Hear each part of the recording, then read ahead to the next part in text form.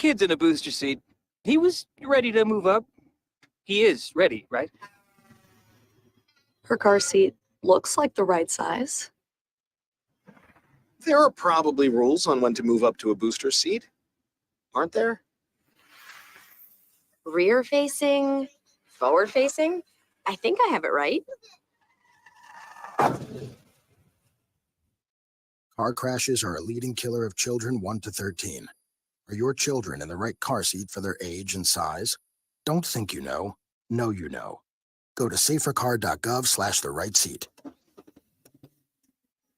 I know my child's in the right car seat, or else I wouldn't get in the driver's seat. Brought to you by the National Highway Traffic Safety Administration and the Ad Council. You don't usually get a stock tip from a 16-year-old, but I'm here to tell you about a different kind of stock. It's called Better Futures, a stock for social change that's not about making money. Instead, you invest to help students like me go to college. This is beyond a simple donation. It's the opportunity for America to invest in its kids and take an active stake in the future of the country. The return on your investment isn't money. What you get back is knowing you protected our potential. So one day, that potential can grow up to become surgeons and architects, executives and engineers, people who can change the future just by being a part of it. My name is Alicia, and I'm your dividend. Invest in better futures with UNCF. Visit uncf.org/invest. A mind is a terrible thing to waste, but a wonderful thing to invest in. A public service announcement brought to you by UNCF and the Ad Council. This is Nnamdi Asamoah. I play football for the Philadelphia Eagles, but what I do off the field with United Way might be more important. I'm a volunteer tutor and mentor. Why? Because over 1 million kids a year drop out of school, and that's not okay. It takes 12 years to create a graduate, but it takes about the same time to create a dropout. And the difference between a child becoming one or the other could be me, or it could be you. Studies show that if we get to these kids earlier, their chances are better. And kids who read well by 3rd grade are more likely to graduate. So join me in United Way. Suit up and take the pledge. Become a volunteer reader, tutor, or mentor. Because when a child succeeds, we all succeed. Give, advocate, volunteer, live united. Take the pledge at unitedway.org. Brought to you by United Way, the Ad Council, and the National Football League.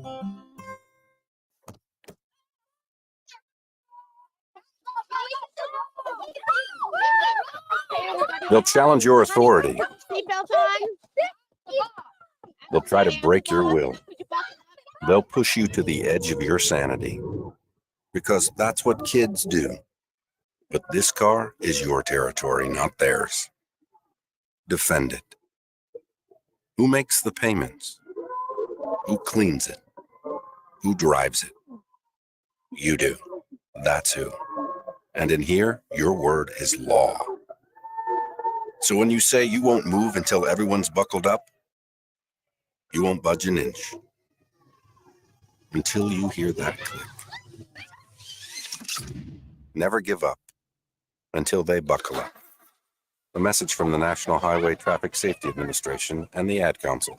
For more information, visit safercar.gov/kidsbuckleup. Let's go inside the mind of a 10-year-old. I should have worn those earrings today. I like those earrings. Gabby has those awesome earrings. I need to ask her where she got those, but that's just what she would want me to do. I'll have Michaela ask her for me. Buckle up, Sarah. Yeah, but then Michaela will be like, why don't you just ask her yourself? That's just like Michaela. Sarah, buckle up. Michaela's such a great name. I wish I was called Michaela. There's like a dozen Sarahs in my class. Hey, we're not hitting the road until you buckle up, honey. Oh yeah, seatbelt. I forget sometimes because my brain is like busy, you know? I wonder if there's pizza at school today. Sometimes it can be tough to get through to your kids, but it's not impossible. Always make sure they're wearing their seatbelts, even on short drives. Remember, you have the keys, you have the power. Never give up until they buckle up. A message from the National Highway Traffic Safety Administration and the Ad Council. Visit safercar.gov/kidsbuckleup for more information. Hi, this is Terry Crews, actor, former football player, game show host, father of 5, and all-around big dude. I'm also an expert on drama. I know all kinds of drama. There's the good kind that comes with having a house full of kids. There's the bad kind like season-ending injuries. There's the necessary kind like having an agent in Hollywood. And there's silly drama like the drama around my percolating pectorals. And then there's the drama you can skip. Skip the drama that comes with not having your high school diploma or equivalency. Find free adult education classes near you and finish your high school diploma. Visit finishyourdiploma.org. Or text diploma to 97779. Message and data rates may apply. Reply stop to opt out. That's diploma to 97779. And leave the drama to actors like me. Brought to you by the Dollar General Literacy Foundation and the Ad Council. Adopt US Kids presents Multiple Choice Parenting. Your daughter just had her first breakup. Do you A, put yourself in her shoes? How could he do this to you? And for Sheila, she has split ends. B, console her? Oh, sweetie, this is going to happen a lot. 4, maybe 5 more times before you get married. C, take charge? Got to get this all straightened out. Give a little talking to, man, mano a mano. Hey, Steve. It's now a good time? No? Okay, no problem. Bye. Or D, help her find a new boyfriend? I know a great place to meet boys. The internet. Nice, single boys. Never mind. How about some ice cream? As a parent, there are no perfect answers. But you don't have to be perfect to be a perfect parent. Thousands of teens in foster care will love you just the same. For more information on how you can adopt, visit adoptuskids.org. A public service announcement from the U.S. Department of Health and Human Services, Adopt U.S. Kids, and the Ad Council. This is you over 30 years ago. Are we there yet? Are we there yet? And this is your mom when you drive her back from therapy. Are we there yet? Are we there yet? Are we there yet? Roles change without us noticing, and in your new role, we help you help. AARP gives you the information to help care for your mom so that you can have patience with her, just like she did with you. Visit aarp.org/caregiving or call 1-877-333-5885 to get practical health and wellness tips to provide even better care for your loved one. Are we there yet? Remember, visit aarp.org/caregiving. AARP, we help you help. A public service announcement brought to you by AARP and the Ad Council. It's the Worldwide Sports Radio Network. The Patriots versus the New York Jets Thursday night football preview. The Packers say Jordan Love could return this week. Eli Manning, Terrell Suggs, and Marshawn Lynch are some of the players now eligible for the Hall of Fame. And much, much more on a new show of the Sports Loudmouth.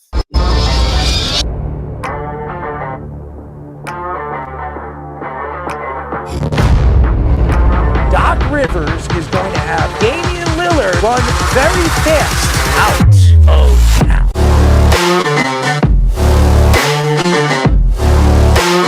Does he help them win? You're under 500. Aaron Judge helps the Yankees win. You're paying the player $300 million. You better be sure that guy's going to help you get over the hump.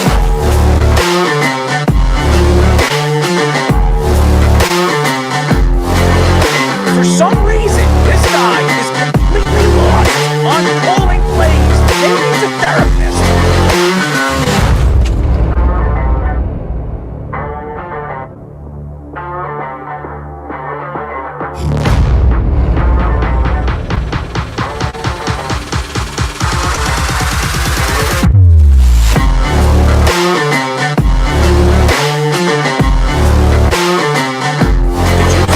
Jackson cried to the referee. No, he didn't.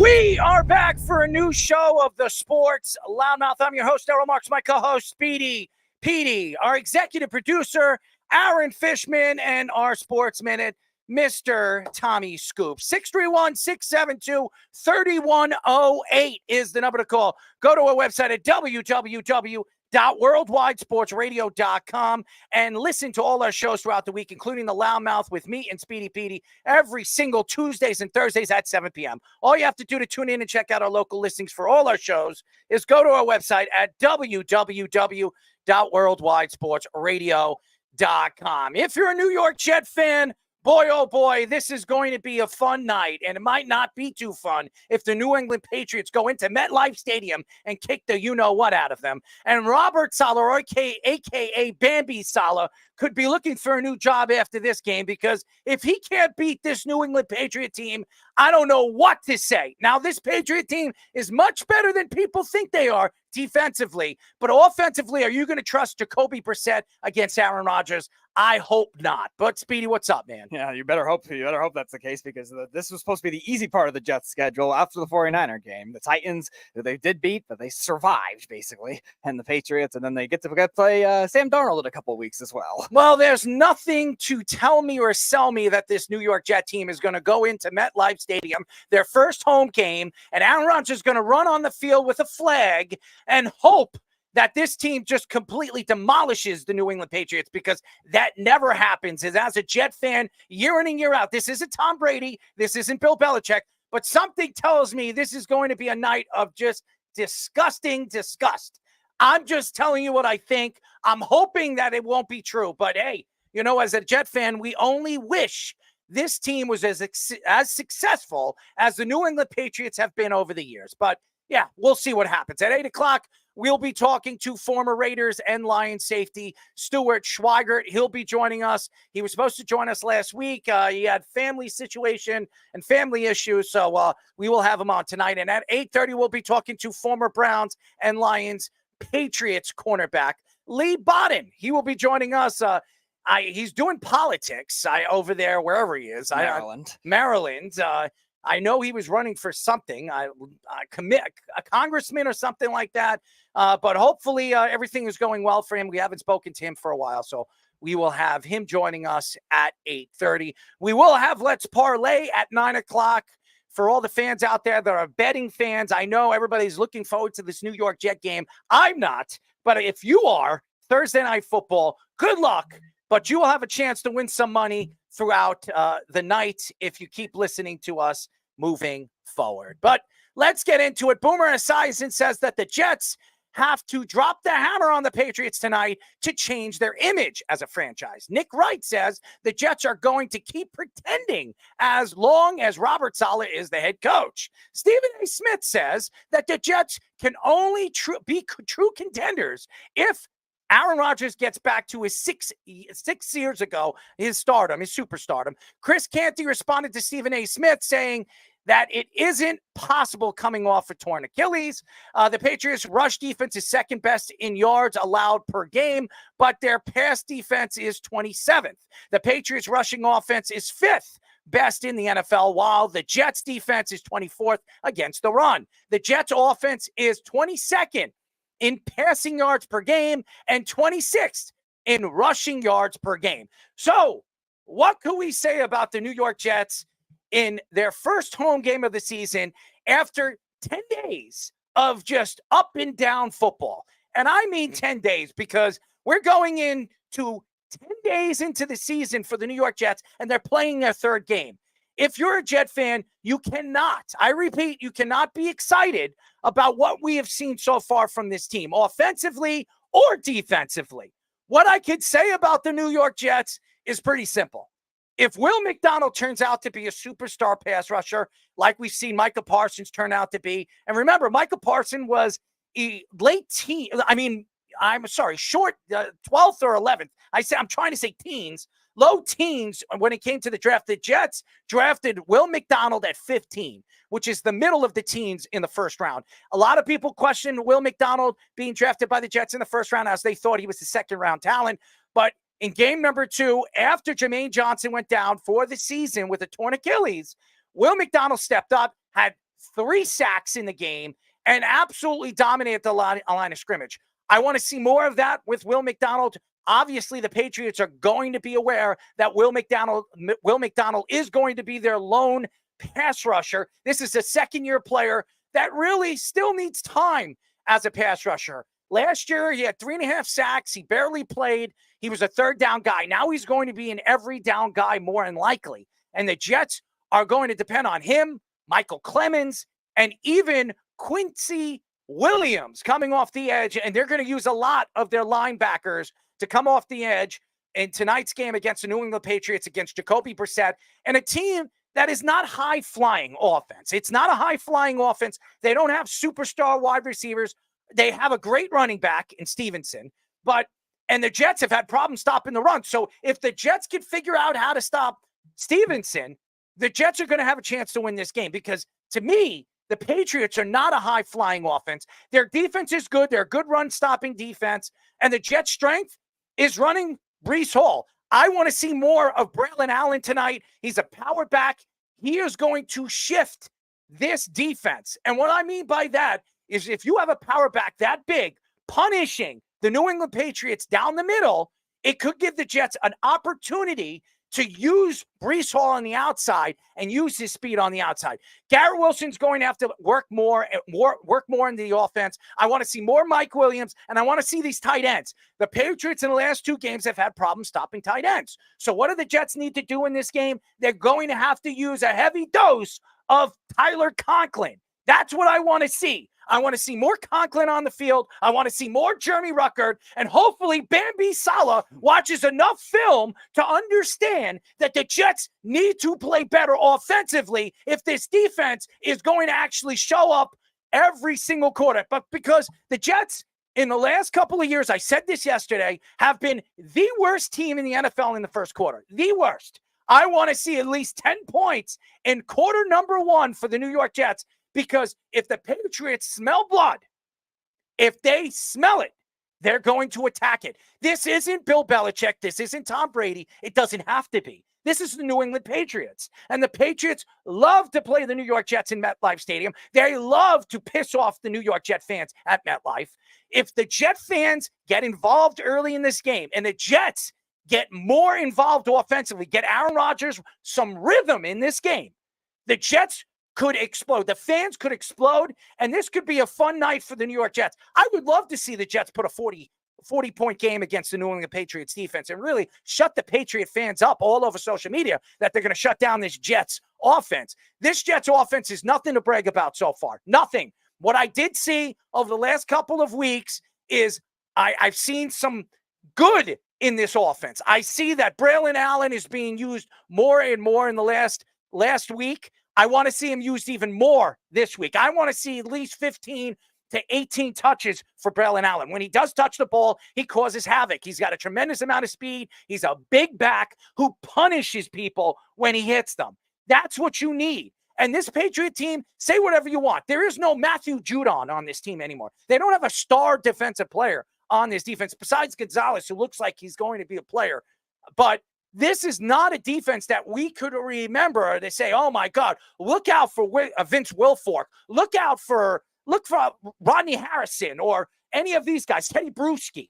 They don't have that kind of player, especially in their front seven. So hopefully the Jets have enough film and Bambi Saleh put up enough film for this offense to realize they could dominate in this game. Now, Aaron Rodgers, I know a lot of people say, and AKA, Stephen A. Smith, Nick Wright, Boomer Esiason have come out and said that if the Jets want to be a contender, they need to drop the hammer on the Patriots to show that they're a franchise. And Nick Wright, of course, Nick Wright can't stand the Jets. And he has a lot to say about the New York Jets. He has a lot to say about all the New York teams because he's just an absolute hater. Yes, Nick, you're an absolute hater. But I'm going to tell you this right now. No matter what any of these guys say, Aaron Rodgers holds the ticket for this New York Jet team. I don't know what Aaron Rodgers is. I do know that Aaron Rodgers in his career in the last 10 years has not had back-to-back games under 200 yards. Well, he's done it already this year. We need to see more Aaron Rodgers. We need to see more throws in the open field. We need some more accuracy. I want to see this Jet team dominate on the inside so they can dominate on the outside. And that's what the Jets need to do. This offensive line needs to show up tonight as they have been doing for the last 2 weeks and show that they are a team to be reckoned with. Yeah, definitely establishing the run is going to be a big key. While the Patriots' run defense does look good on paper, let's look at who they faced. The Bengals with Zach Moss and Chase Brown as a rookie running back that isn't great. And then they faced the Seahawks backups last week. They had no Kenneth Walker. So this is still an opportunity for Breece Hall to get it going on a consistency basis. He's been efficient. He's been good at points, but he did have his moments of struggle against the 49ers. And that kind of thing has to be established quickly. Garrett Wilson, I like the matchup for because the Patriots have actually struggled more against outside receivers than they did under Bill Belichick, which is a surprising thing. Jerome Mayo's trying to carry over some things. Like you said, Gonzalez has played very well, but their corner depth is not what it used to be. And if their edge rushers are not what it used to be either against this Jets offensive line, it's going to be a very difficult thing. As far as the defense, yeah, they still have to game plan for the run game, especially, and also for the screen game. Ramondre Stevenson has done very well as a receiving back against the Jets throughout his career too. And Bambi Sala is going to have to prepare for that by having these linebackers be in the flats much more often. I want to see more of this offense be used. I want to see Mike Williams in this offense. We haven't seen enough of Mike Williams. You paid him what, $10-11 million to come to the New York Jets as a free agent. I expect Robert Saleh, aka Bambi, to figure out what he has not done in the last 2 weeks to bring this guy more involved in this offense. This guy's as explosive as Garrett Wilson is in the open field, and he's one of the best red zone guys in the NFL when healthy. Why haven't they used him? It makes no sense. Again, a lot of things don't make any sense with Robert Saleh, but this one doesn't make any sense. So if you're a Jet fan and you expect this team to show up at MetLife Stadium here on Thursday Night Football, because they've been an absolute joke every single primetime game. It doesn't matter who's the quarterback.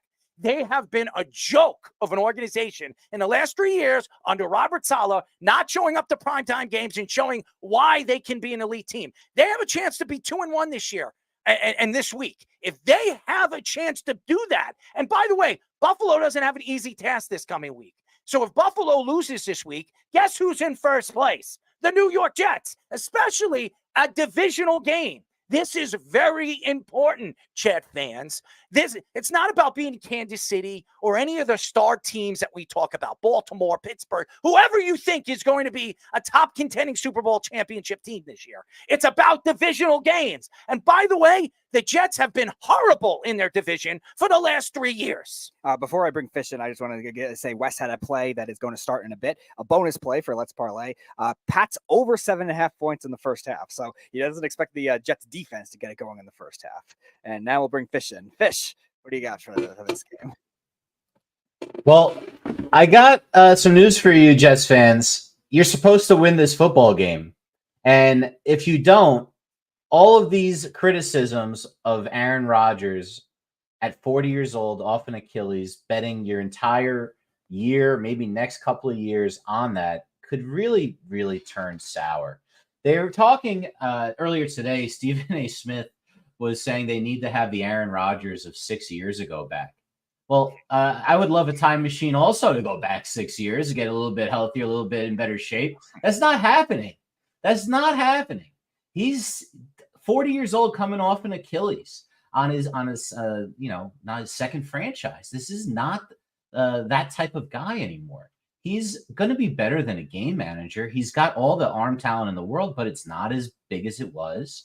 He's not going to be able to bomb it downfield like he legendarily did with those Hail Marys. He's not going to be able to stretch as much, so they need to have really good playmakers. But guess what? They have really good playmakers.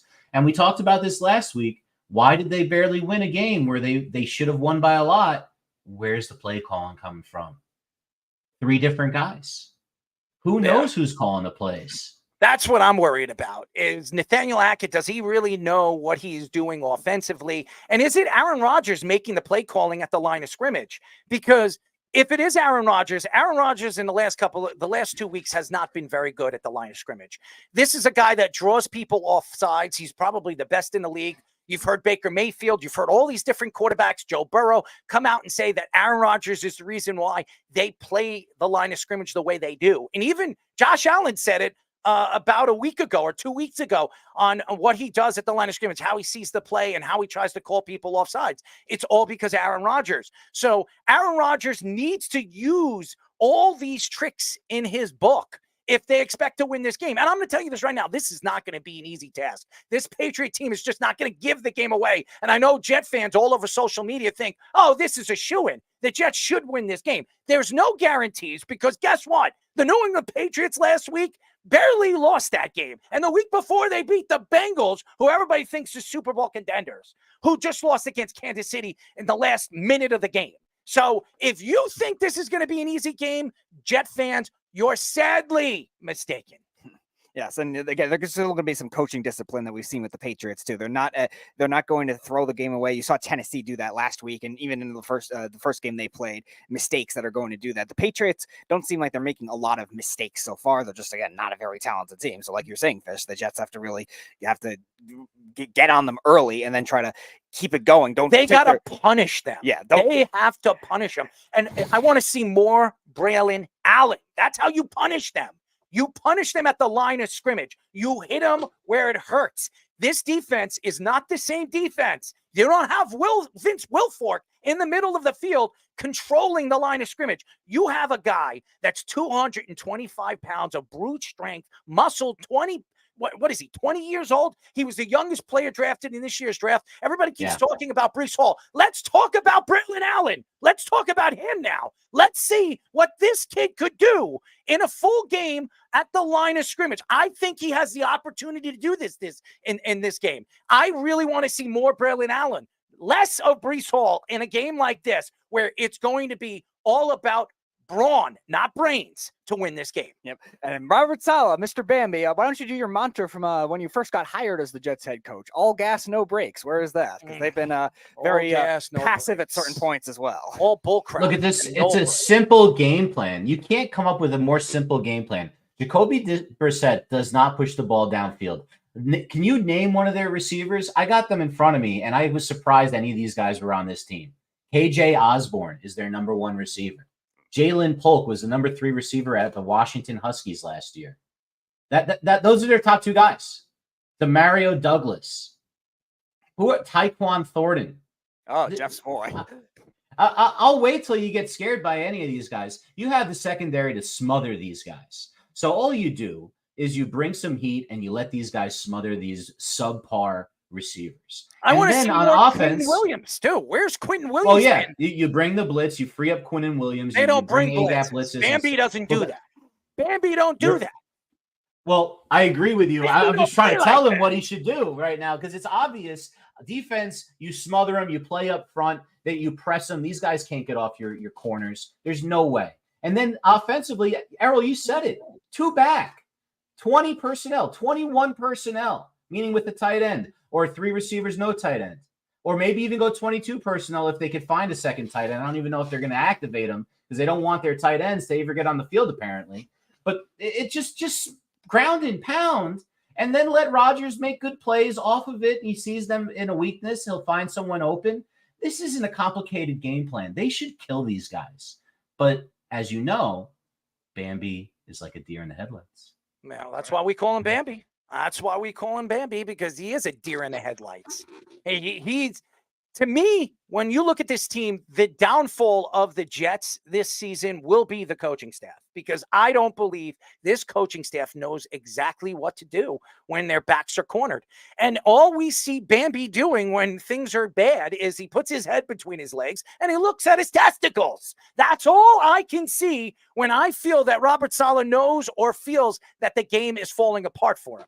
And I want to see more of that aggressive nature. I want to see that anger side of Robert Saleh that we've seen over the years. I haven't seen it. I see more anger with me when I speak about the Jets than seeing Robert Saleh, a.k.a. Bambi, go out there as a head coach on the sidelines and make excuses at the end of the game. Well, we're figuring things out. We still have to find our rhythm. You have to find your rhythm after 3 years. How many wins do you have as a New York Jet coach? What is it, 7, 8? I don't know. I can't count because I remember more losses than wins with Bambi. I don't want to hear it anymore. And Jet fans, stop sticking up for this guy. There is no excuses to this man. This man has made more mistakes than I can count. And I am sorry, as a fan of the New York Jets, I want to throw up half the time when I realize that this guy is my head coach. Yep. And 19-34, guys. Ooh. That's a 358 winning percentage. The worst. For the worst Bambi. out of any Jets coach, I bet you, in history. I would bet you it's either Kotite. I'm sorry, Rich Kotite, then him. I mean, just look at the list. Look at the list of the New York Jets. There is nothing to brag about the New York Jets and their coaching staff. There's nothing. And Nathaniel Hackett, please figure this out before I can figure it out. Because I'm not even an offensive coordinator, and I could sit there and realize what you're doing wrong on the football field. I understand you want to kiss Breece Hall's ass. I would kiss his ass too. He's a good-looking man. But guess what? Looks don't sell when it comes to the football field. I want to put out brute strength. I want to put the brawn on the field. And what I have seen in the last week is our best option at running back right now is Braylon Allen. And why aren't you putting him on the field any more than you have? Because you got Breece Hall bitching and moaning on the sidelines when you see Braylon Allen on the field. I don't want to hear it anymore. Breece, stop bitching. You want to win a Super Bowl. You wanted to bring Aaron Rodgers here. Let the guy play. Let the guy that shows up at practices, works his ass off week in and week out. I understand he's not taking your position away as the star running back. But you got somebody over there that can help you out. Take some of the dig away from you when you're making mistakes, when you have a guy that can punish the inside of teams' defenses. Before we get our guest on, shout out to Jamie Lee in the comment section. Loves the nickname Bambi Sala. And new fan, Brandon Jones in the comment section. LMAO Bambi Sala. Yeah, it is Bambi time, baby. It's all about Bambi. And you want to know something? If you're not a Disney fan, well, you don't have to be. All you have to do is check out Robert Saleh. And there it is. Robert Saleh's great record in 53 games. He's 19-34, and he has a career 350 percentage when it comes to wins. Wonderful. The only coaches worse than Saleh in Jets history are Adam Gase, which should surprise nobody. Yeah. We have Lou Holtz was apparently miserable in 1976, and Ken Shipp the year before. And Rich Kotite, as we said. Best coach in Jets history, also shouldn't surprise you, Bill Parcells. Yeah, well, I'm not surprised about that. But again, Bill, got sick and tired of being there in New York, wanted to retire, gave it all up to Bill Belichick, and in 24 hours, he fled to New England, and we all know the story after that. He drafts Tom Brady, and they win 6 Super Bowls. Congratulations! And what are the Patriot fans doing right now all over social media? Oh, they're licking their lips. We can't wait until tonight's game. We're going to shut the Jet fans down. Well, guess what, Jet fans? Get loud. I want to see you loud at MetLife Stadium. I don't care about Aaron Rodgers carrying out a flag on the field, dark and green, baby. I don't want to hear about Gay and Green punishing this Patriot team. All I care about is this team actually go out on national television and put up a good game. If you do that, I expect a win. If you don't do that, I expect a complete loss, and I'm talking about it, a miserable loss. And I'm not saying, 19-9 loss. I'm looking at maybe the Patriots putting up a 30 spot and the Jets putting up 10 points. I could see that happening for the New York Jets in week 3, Thursday Night Football, 10 days into the season and already playing their 3rd game. So it just sickens me as a Jet fan, for all the Jet fans all over social media, all the writers, all the analysts out there thinking that this is a shoo-in for the New York Jets. Because as a Jet fan, I'm going to tell you the truth.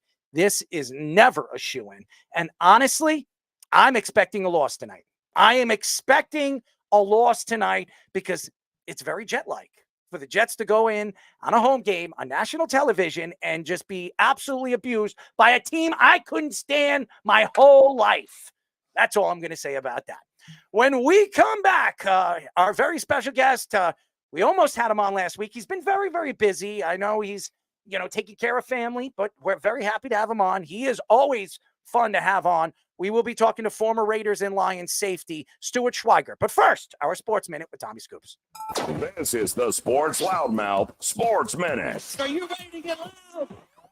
With Tommy Scoops. Hi, Tommy Scoops have returned, ladies and gentlemen, for the Loudmouth Sports Minute at the top of the hour here. And starting off with some NFL news. 49ers tight end George Kittle sat out today in practice as Kittle sat out today for a hamstring injury and his status versus the Rams is in question. As in other NFL news, his fellow Niners teammate, edge rusher Nick Bosa, was also limited in practice today, as Bosa has been dealing with some sore ribs and was not 100% today in practice, but his questionable status for Sunday's game against the Rams is in question.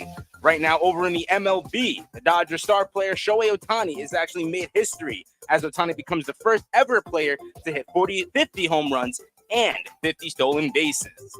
Now it's time for Scoops to Scores. We're over in the MLB. Right now, the Rays have a 1-0 lead over the Red Sox at the bottom of the fifth, while at the top of the fourth, the Diamondbacks and Brewers are currently tied with 0 points on the board. The Mets currently have a 4-2 lead over the Phillies at the end of the third, while the Pirates and Cardinals have 0 runs on the board at the top of the fourth. The Nationals and Cubs have just started off here, as they both are tied up with 1 apiece at the end of the first inning. Also, the Jets and Patriots over in the NFL are expected to kick off any minute now. That is currently all the time I have for you guys right now, so I'm going to kick it back to the boys for their next guest on the Sports Loudmouth. This is the Sports Loudmouth. It's dark. It's dreary. Thursday night football, Jet fans. Oh, I can't wait. Boy, oh boy, am I sick to my stomach. And by the way, it's dark as it was on Monday Night Football a year ago when Aaron Rodgers carried a flag out and tore his Achilles in 4 plays. So, Jet fans, get ready for it. Oh, you're listening to the Sports Loudmouth. I'm your host, Errol Marks, my co-host, Speedy Petey. Go to our website at www.worldwidesportsradio.com. Check out all our shows throughout the week, including the Loudmouth with me and Speedy Petey, every single Tuesdays and Thursdays at 7 p.m. All you have to do to tune in and check out our local listings for all our shows is go to our website at www.worldwidesportsradio.com. Our number to call is 631-672-3108. And now, ladies and gentlemen, as you all have been waiting for him, and I know he's been waiting very, very carefully and kindly, as always, our friend, he is a former Raider. He is a former Lion safety, our friend, Stuart Schweigert. Stuart, what's up, buddy? Guys, hey, thank you so much for I like the pictures, man. Those are pretty cool right there. You're a sexy man. Hey, sorry for last week. Something came up, so I appreciate you guys having me on, and a lot of things going on, guys. I wanted to come on because the Raiders had a great game this past Sunday against the Baltimore Ravens. I can't stand. I do not like Lamar Jackson one bit at all, and we can go into more information of that. But I do want to say something when you're talking about the Jets. Aaron Rodgers is the guy is. I mean, do you really like Aaron Rodgers? I mean, really? I do like Aaron Rodgers. I've always liked Aaron. You like him as a player, as a person? I like him. Here's the I like thing, him as a player. I don't know much as a person. It's a concern for me when you don't talk to any of your family. Okay, like there's a concern for me. That's not his fault. They didn't like the girl that he was dating. Now all of a sudden the girl is out of his life. And what I've heard about Aaron Rodgers, and listen, I understand that people don't like the that. guy's a prick. He's a prick. Do you know him? I don't know him. Do you actually, have you ever hung out with him? Have you ever spoken to him? I never hung out with him. I don't know anyone that hangs out with him. No one likes the guy. I see him at sports games and UFC fights, and he shows up. He's hanging out. I know he likes to sit there and smoke cigars with Joe Rogan and act like a big shot, but come on, guys. I mean, I don't know anything about him. All I know is I like him as a quarterback. We've had ex-fans been on the show and friends. Well, that was my question, though. Why do you like him? And you like him as a quarterback? Okay. So I don't know him personally, but I've had some of his friends on the show, people that have known him or played with him on the football field, and every single one of them said that he's a good guy. He's a great guy in the locker room. He's a great leader. And a lot of people misjudge who he is because of what they hear throughout the media. But I don't know him, so I can't make that thought or even bring up to say what I really think of him. I don't know him. So let me say this. So you bring up a good point. I guess I've never met him personally. I just know people who do know him, and I just see what he does and how he acts and the way that he looks at receivers when there's clearly plays that he messes up on, and he's looking at receivers. you know what? I mean, whatever. The guy's a great player. He's played a long time. I just don't like him. You don't like him. All right. We know it. Stuart Schweigert, a.k.a. the killer safety, does not like Aaron Rodgers. Well, there we go. We have it inside. So for all you Raider country fans out there that know Stuart and respect Stuart. Hey, you know what, though? Hey, hold on. Back up, though. Remember, we were supposed to get with Jericho Cotchery, man. Whatever happened with that, dude? I don't know. You were supposed to bring him on with us. What happened, dude? You're like, oh yeah, I can connect you with Jericho and stuff. And I tried to link up with them, but there was no response, man. No response. I thought you were gonna get that hooked up. Oh well, Speedy, what's up with that? He's the guy that reaches out to I me. have reached out to Jericho. I have not heard a single thing. No luck. All right, I'll get a hold of him. Listen, that's not my fault. Why don't we bring Jericho Cotchery on the show with you and get some information? I mean, he's never played with Aaron, I don't think. Has he played with Aaron Rodgers? No. So how would we know? I mean, seriously, even Jericho coming on the show. How is he? How about this? Let's do this. Let's move on from Aaron Rodgers. All right, let's do that. Let's go. Let's go. Let's go back to your Raiders. And it looks like Brock Bowers is a player. I said it. That guy is a stud, man. He is a stud. Okay. And I know Jet fans out there probably biting their tongue, including yours truly, because I said, you know what, I don't want it. But we don't know what Olu Fashanu is going to be in the future. Everything that I've seen in preseason, everything that I've seen when I've heard him on practice fields is this guy is the real deal. So if Olu becomes that star left tackle, I'm not going to be upset that we didn't draft Brock Bowers. Now, forgive me. Is that the one from Oregon State? Penn State. Penn State. Okay, Penn State. Okay. The one in Oregon State was the Saints draft. The guy that hasn't given up a sack in 3 years of college football. And he played a lot of good teams. So when we drafted Brock Bowers, I'm like, what? Like we had Mayer last year as a high second round draft pick, right? Yep. And I'm going, what are we doing here? But seeing the guy, I mean, I would say he's probably arguably probably the best tight end to ever play college football. I mean, the guy played 3 years, won the McAfee Award twice.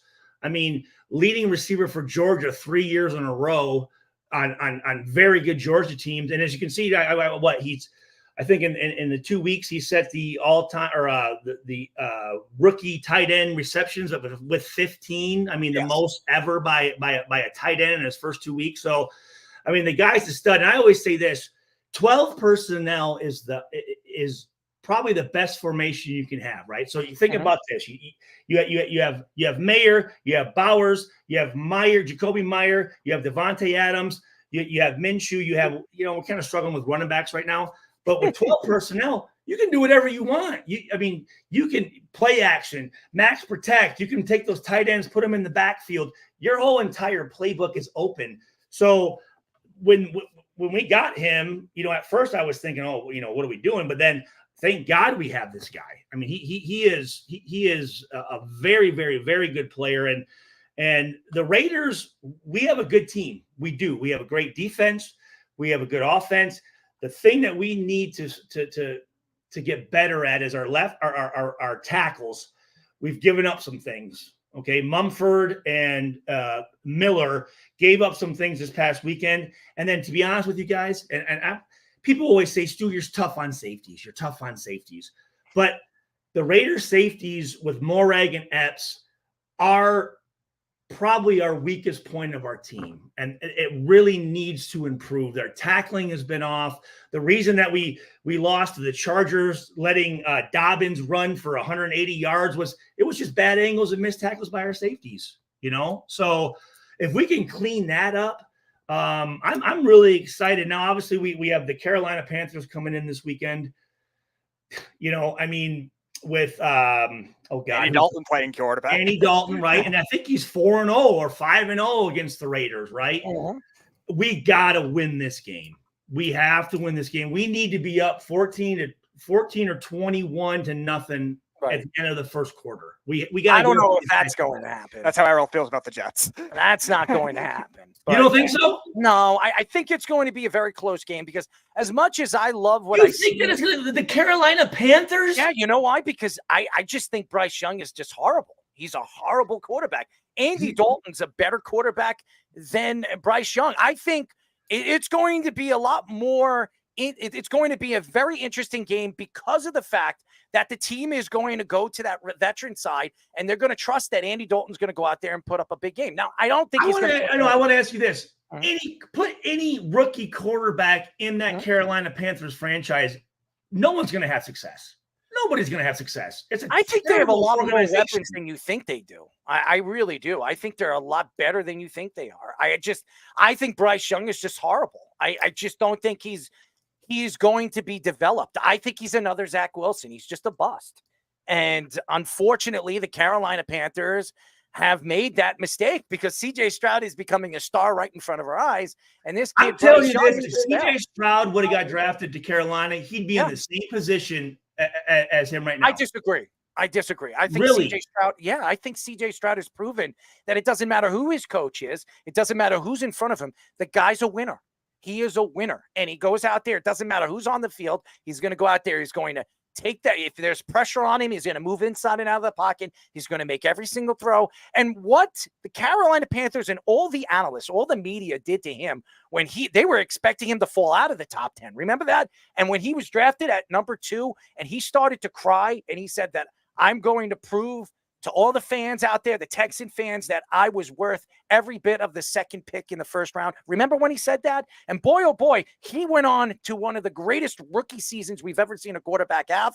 And I thought that this was going to be a sophomore bust year. Oh boy, the guy's 2-0. The Texans look like they're going to be the team to beat right now in the AFC. They have been a sure thing so far in the AFC. I will say this: there are the small percentage of the small percentage of the small percentage of NFL players, the Randy Mosses, the Warren Sapps, the Charles Woodsons, these guys that wherever they go, they're going to go good. They're going to be good. Mm-hmm. For the rest of the guys, it's situation. It's going to the right place. It's going to a team that can develop you. I mean, think about in the last 20 years, any quarterback that's ever went to Cleveland. Yeah, like it's a dead zone, and you're asking this kid, and I didn't like him coming out. I didn't. I thought he was too small.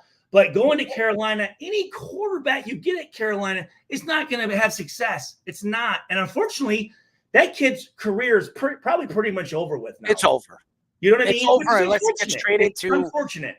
Kyle Shanahan or Sean McVay, and they say, you know what? Kyle Shanahan, for whatever reason, that guy can make quarterbacks, dude. Yes. That guy is unbelievable with quarterbacks. I think that if he goes to Kyle Shanahan or he goes to Sean McVay and he lets them, because look, Sean, say whatever you want about Baker Mayfield. Baker Mayfield went there half a season. Yep. He didn't play very well, but Sean McVay was coaching him. He goes after that to Canales. Canales has been over there with the Panthers all offseason, and he couldn't fix Bryce Young.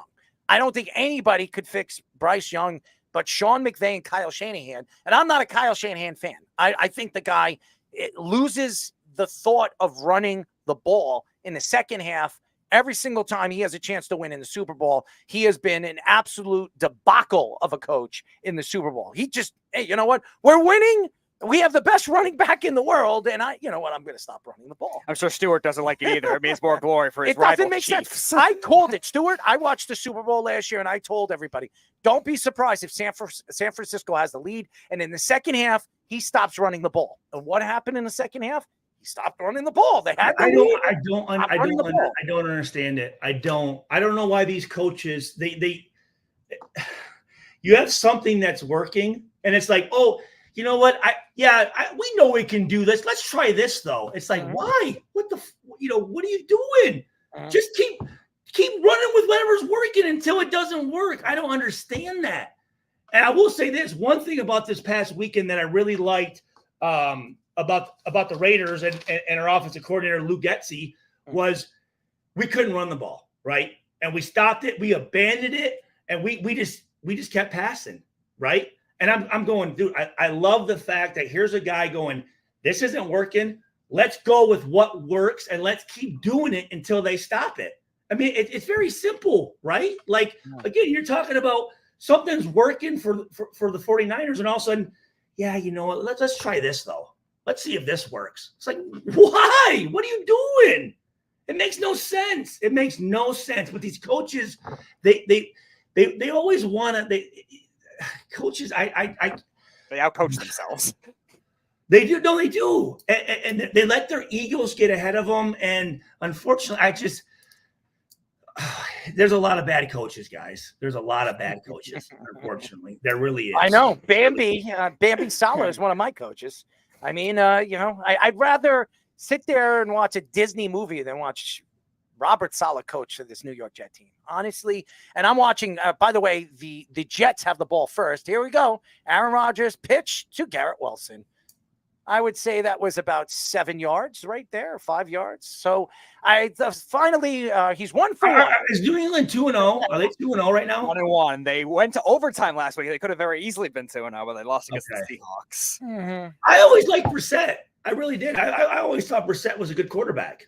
You know, when he was with the Colts, I thought he got kind of a bad rep. I thought he was a guy that he kind of wins where he's at, right? I mean, what would you guys say about Brissett? I think he's better than freaking. He's a journeyman, like steady guy, like you're saying. Like he does the smart things well enough. Aaron Rodgers started to use his legs for the first time as a New York Jet. Yes. I will say this: the fact of how fast that he came back from that Achilles injury is unbelievable. Amazing. Unbelievable. Everything he could have. You know what? Maybe let me. You know, let me rethink about what I said about Rodgers again. I don't know him personally, so that's not fair for me to call the guy a prick because I don't know him. Again, I've just heard through people who do know him. I don't know him, so that's not fair for me to say that. You know what I mean? The guy is a competitor. The guy is. I don't like his demeanor. I don't like the cigar smoking. I don't like the cockiness. It's just I don't like that. So that's more of why I probably said that. Oh, that's all right. Yeah, that's all right.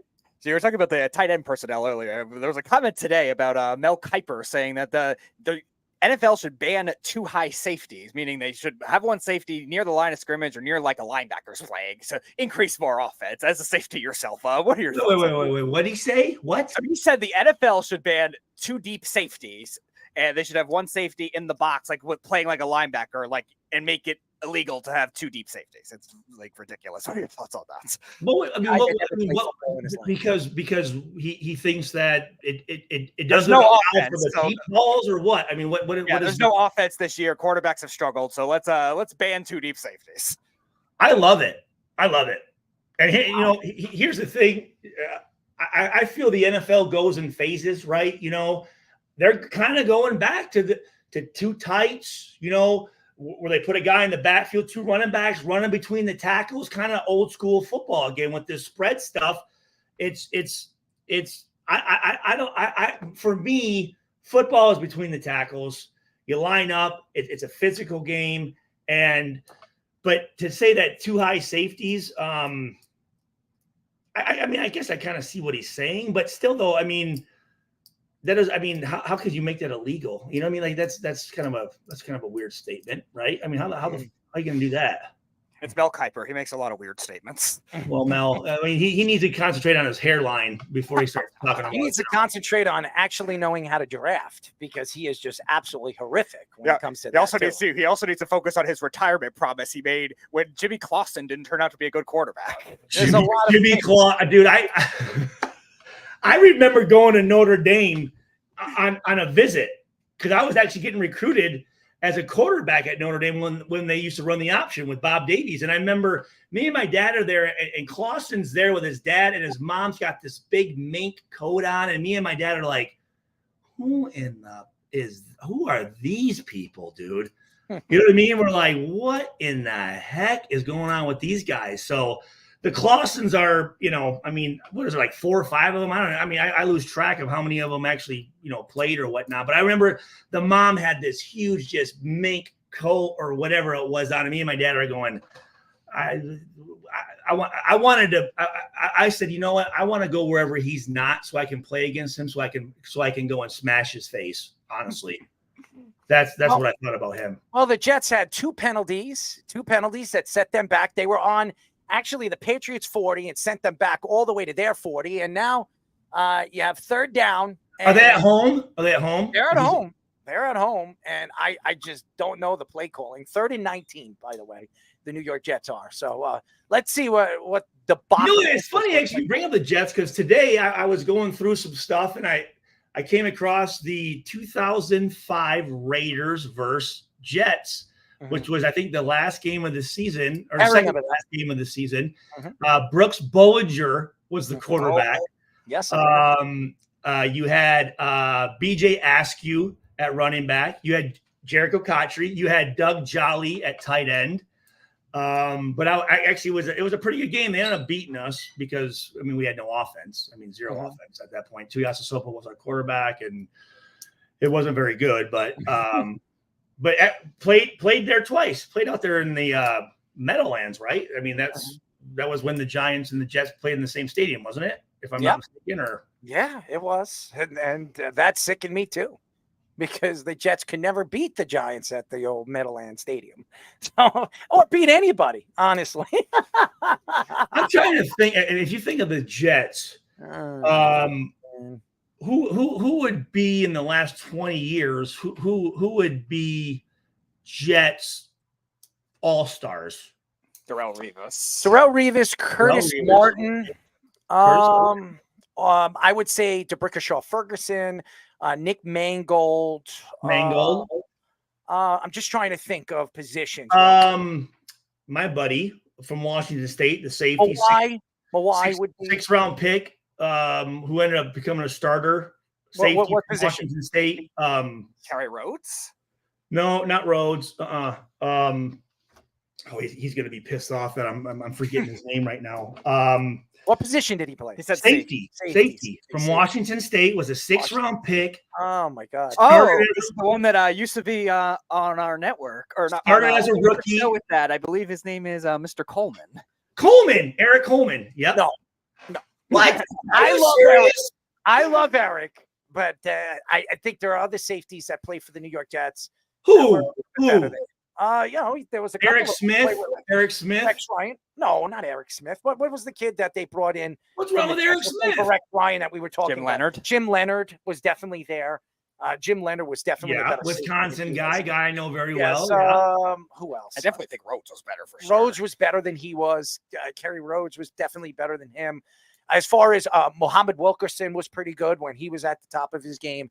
I'm just trying to think right off the head who I would go with. David Harris was good. David Harris was a very good linebacker for the New York Jets. You guys had a linebacker that came from the Raiders in the mid 2000s. Really good linebacker. Eric is it Barnett or Martin? I think Eric Barton? Is it Eric Barton?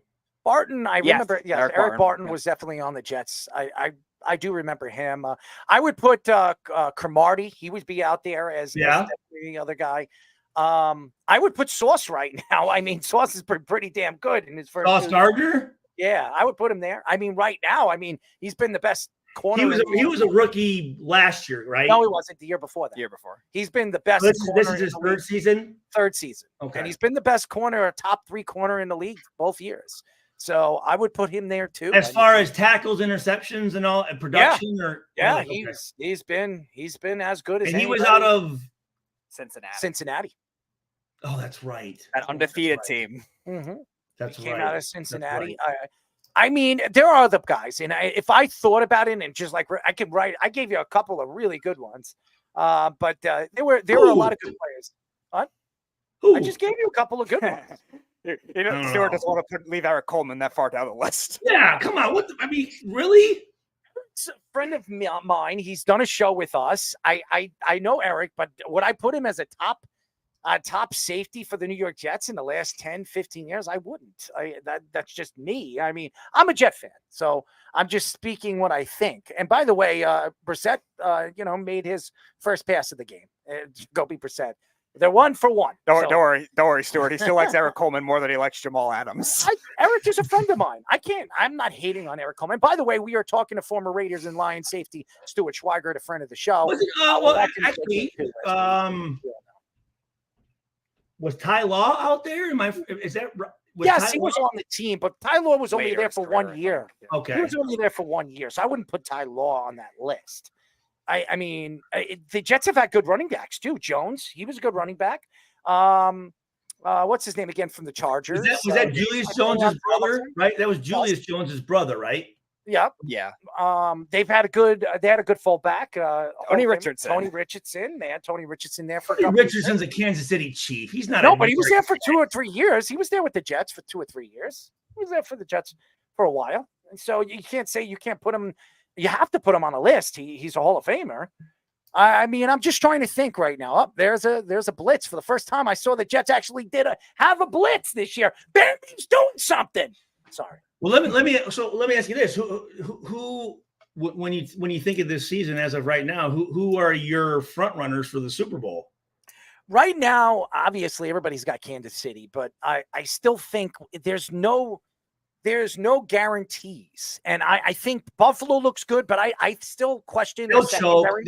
They'll mess it up. Their secondary. I really don't. I still think Burrow and the Bengals are going to be a lot better than they are. They were my Super Bowl pick at the start of the year. I think Baltimore is a lot better than what they've shown. I mean, it's right now.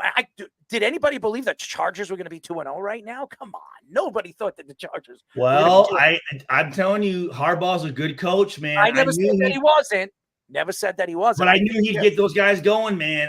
And they got players. I thought that the Rams were going to be better, but all these injuries with Puka Nacua, Cooper Kupp now, I mean, they're dragging their asses. And by the way, the Lions, what's going on with them? They were my NFC pick, yeah. They have looked horrible in their first 2 games. So there's no guarantee. Hutchinson's so goddamn good, though, man. God, you like Aiden Hutchinson? He had 5 sacks last week. 4.5, yeah. Again, I like Aiden. He's one of those guys that I've watched. When he plays a good offensive line, he kind of disappears, and I want to see guys like TJ Watt. It doesn't matter who he's playing. It doesn't matter who TJ Watt is playing. He's going to kill them. So that guy is unbelievable. I mean, you want to ask me. I don't like any of the Wattses. I don't like any of the Watts. Really? Well, look at him. I'm just going to say, again, this is just my personal opinion. I think that there are things that the Wattses do that I wouldn't do that I think gives them an advantage. And I think it's cheating, but there you go. That's just me. I don't think. What's that? I'm going to call you Mr. Schweik. You know why? Because Mr. Schweik, Dr. Schweik, that's what we're going to call you. Dr. Schweik thinks that the Watts cheat. I would agree with you because J.J. Watt is one of the most overrated defensive linemen I have ever seen. And you know what? Maybe I'm going off. TJ's better. TJ's a lot better. And you know what? Maybe I'm letting what I think about his brother dictate what I think about him. So, again, let me rephrase that. Okay. You don't like JJ. I don't like JJ. I don't like JJ either. So Okay, me and you are seeing the same length here. Okay. I mean, Speedy looks at different lengths, the miniature ones. I look at the long lengths. There's nothing miniature about any of the Watt brothers. Yeah, those are links that you probably don't want to see, right, Speedy? I do not. Okay, but if you do, you might no, be able I to don't. hit it out of the ballpark. You know what I'm saying? No, I would fail at doing that. So. Well, I don't know about that. Have you ever seen it? Let me ask you guys this from an outside source. What do you think about the Raiders? I liked them coming into the year. I thought they were like a fringe playoff team. I wasn't sure on their offense. I liked their defense, though, a lot. I just wasn't sure with their offense, with the depth of their wide receivers. I don't know. You say, with the tight ends. I don't know what Zamir White is yet. He's a young running back. I still want to see what he can do. I think they are explosive with Devontae Adams and Bowers. I think their defense is a lot better than people, expected it to be. Because I still think the coaching over there is competent. I do like Antonio Pierce. I like him. I think he's a good leader. He was a good player. I think they're a fringe team. I still think Devontae Adams, one way or another, is going to push his way out of there one way or another because he just doesn't want to be there. That's just my opinion. I don't know for sure, as Devontae Adams came out and took shots at other people saying that it never came from his mouth. I still believe he wants to play for the Jets. That's just my opinion. That's just my opinion. So I don't want him there, by the way. I don't want another overpaid player playing over there with the New York Jets. That's just me. I'm just being honest. Stuart, I'm being honest. I know you're being honest. I know, Keith, he said he wants to be there. I said that. He came out and said that he wants to be there. That doesn't mean he wants to be there. Just because a player says he wants to be there doesn't mean that he wants to be there. I'm just saying. And I never said that he's going to the Jets. So, Keith, listen here. I'm going to say it nice and slow for you. You ready? I never said that Devontae Adams wanted to go to the Jets. I am saying that is what is said and believed. Is that better for you? I've helped you. There. Yeah, in 5 months when he'll be complaining about Hooked on Phonics worked for me. He'll be complaining about it in 5 months. He's like, oh, I never said that. Hooked on Phonics worked for me. Here you go. What do you feel about the young quarterbacks? Struggle some so far. Jaden Daniels probably looks like the best one, but still not great. Wow, he actually threw to a tight end. Oh, my God, it's a miracle. Talent-wise, to answer your question, my I God. obviously Caleb Williams was the consensus #1, but I like Jaden Daniels too, and I do actually still do like Penix as well once he actually does end up starting in a year or That's so. Jeremy Ruckert, I think, too. That was Has Jeremy Penix, played at all? No, or- he wasn't supposed to this year because they had Kirk Cousins there. Yeah. Okay. Yeah, Kirk Cousins. Yeah, that's right. Led the charge, finally overcame his Monday night demons against the Eagles. Yeah. Oh shit. Yeah. I mean, yeah. How? So, yeah. Who is the Eagles quarterback? Still Jalen Hurts. Is it? Okay. All right. Oh, I guess I'm thinking of Pittsburgh with Justin Fields. Yeah. Starting right now, and then Russell Wilson's hurt and allegedly on the bench, and now he might get traded. Who knows? Russell Wilson's hurt. He has a calf injury, or so we believe. Okay. I'm going to tell you this right now. This game is going to be a very boring game. So get ready, Jets and Patriot fans. Boring game. I'm already bored. And Robert Saleh with his head between his legs once again. I'm loving it, by the way. If he wants to keep looking at his testicles, might as well bring in a magnifying glass because it's probably that small. He doesn't have balls. I'm just saying. I'm just being a Jet guy. How long has the head coach been over there? This is year 4. This is year 4 and just an absolute complete catastrophe. Really? The guy stinks. He stinks. What's been their record? He's got the second worst record. We just discussed this before, like 1937 or He's something. got the second worst record in Jets history right there. I mean, right there. Look at that. He's 19-34. Lou Oh, Holtz. my God. I want to throw up. Oh, my God. Pete it's horrible. Carroll. Oh, my Lord. Oh, my God. Oh, my Eric Lord. Mangini. Yeah, well, that was when we played him. Yeah, we called him from Mangini, Edwards. and he was like a genie in a bottle, lost. Lee knows about him. Lee knows about Eric Mangini. And he was smiling at all your Rex Patriots. Ryan wasn't too bad, was he? Rex Ryan wasn't too bad, was he? Or Oh, he was sexy Rexy until he got that tattoo of what is it? Mark Sanchez on his arm? Yeah, it was wonderful too. Great sell to me as a Jet fan. Rex Ryan gets a picture of his quarterback on his arm. You know what? And he loves feet, by the way. Loves feet. Maybe I should send him a picture of mine. Rob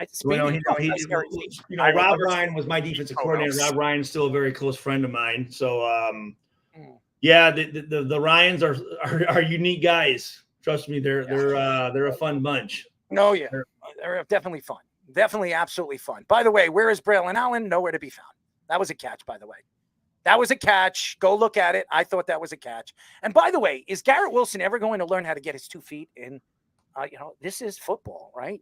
This isn't college football. This is the NFL. I want to see if he actually caught it and argue that. Oh, let's see. Here we go. Is it? Nope. Not it.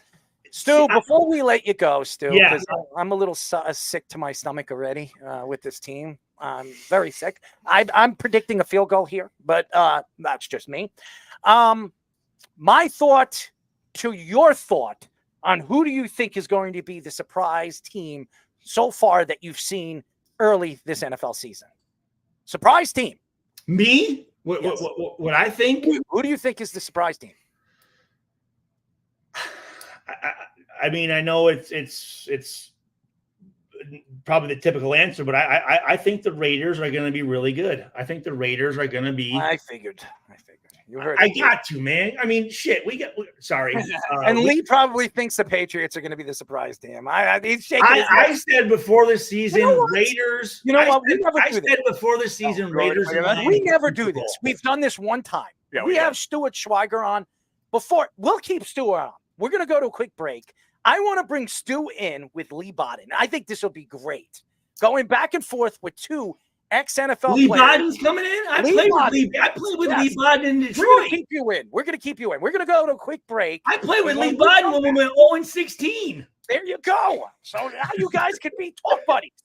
When we I love come back, Leigh Bodden. yes, we're going to bring in Stuart Schweigert and former Patriots and Brown and Lions cornerback Leigh Bodden. But first, our Sports Minute with Tommy Scoops. This is the Sports Loudmouth Sports Minute Are you ready to get loud? with Tommy Scoops. Well, all right, ladies and gentlemen, I am back with the Loudmouth Sports Minute and jumping back into some NFL news. Bengals QB Joe Burrow said he is not worried about an 0-2 start from his team, as Burrow said that his team has been here before, showing heavy confidence that his team can get back into it into the coming weeks. As in some other NFL news, Patriots owner Robert Kraft says that the decision to pick Gerard Mayo was actually made 5 years ago.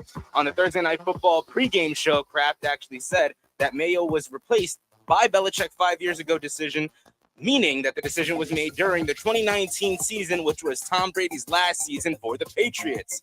Lastly, over in the NFL, what the Dolphins wide receiver Tyreek Hill has provided an update on QB Tua Tagovailoa, as Hill says that Tua is doing great, but still confident in the team behind backup Skylar Thompson. Jumping now to Scoops' scores. Over at the MLB, the bottom of the 8th inning, the Rays have a 2-0 lead over the Red Sox, while at the bottom of the 5th inning, the Diamondbacks have a 3-0 lead over the Brewers, while the Mets have a 9-0 lead over the Phillies. Right now at the top of the 5th, Pirates and Cardinals are currently tied with 1 on the board, as the Nationals and Cubs are currently tied with 3 on the board. Currently at the top of the 2nd inning, the Angels currently have a 1-0 lead over the Astros, as the Jets actually have a 7-0 lead over the Patriots in the NFL right now, with only 4 minutes left in the first quarter. That is all the time I have for you guys right now, so I'm going to kick it back to the boys for their guests on the Sports Loudmouth. This is the Sports Loudmouth.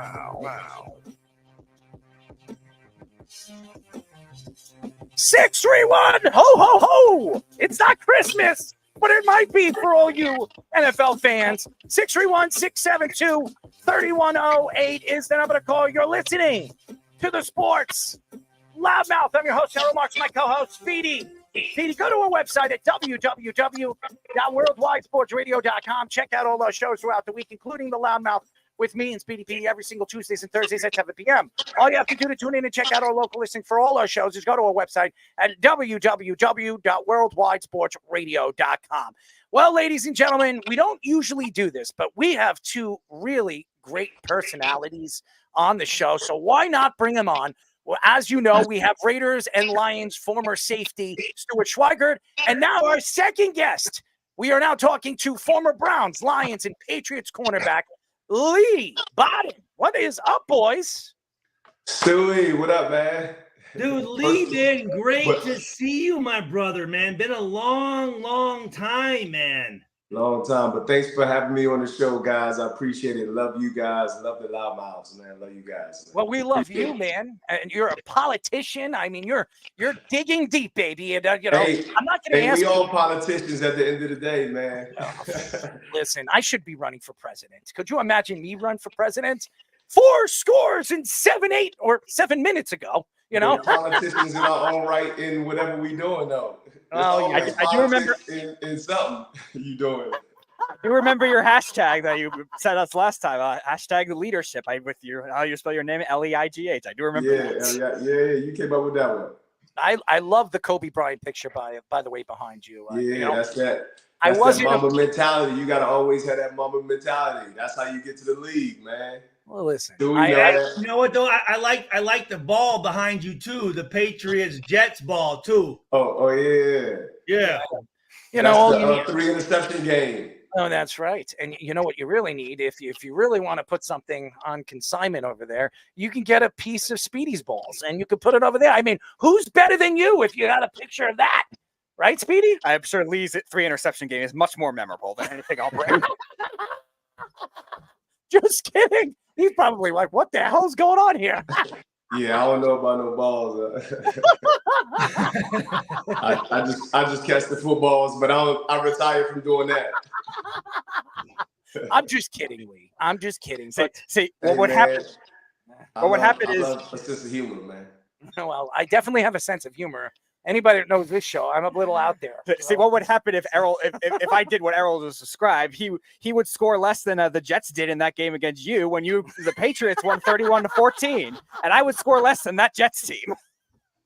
I want to ask Leigh a question. Leigh, who during your time was the toughest quarterback you faced and why? I played against the greatest, Tom Brady. Okay. And we played him in 2007. That year, they were blowing everybody out. Obviously, they went, what was it? They lost one game in the Super Bowl with the Giants. That's right. But we played them in 2007. And, I mean, he just doesn't make many mistakes. And he's going to pick you apart. You know how, like, a Peyton Manning or a Brett Favre, sometimes they'll just test you, right? But Brady, look, he wide open. Pretty much, he just finds the matchup, man. He's just going, and sometimes he'll throw you open too. So it's just his accuracy, his decision making, and then I mean, just to see even his leadership. When I saw that, man, how he was demanding like excellence during each play. To see that on the field, man, it was amazing. And I was, again, that was like my 5th, 6th year in the league or something like that. But it was great. But I mean, I faced some tough quarterbacks, Manning.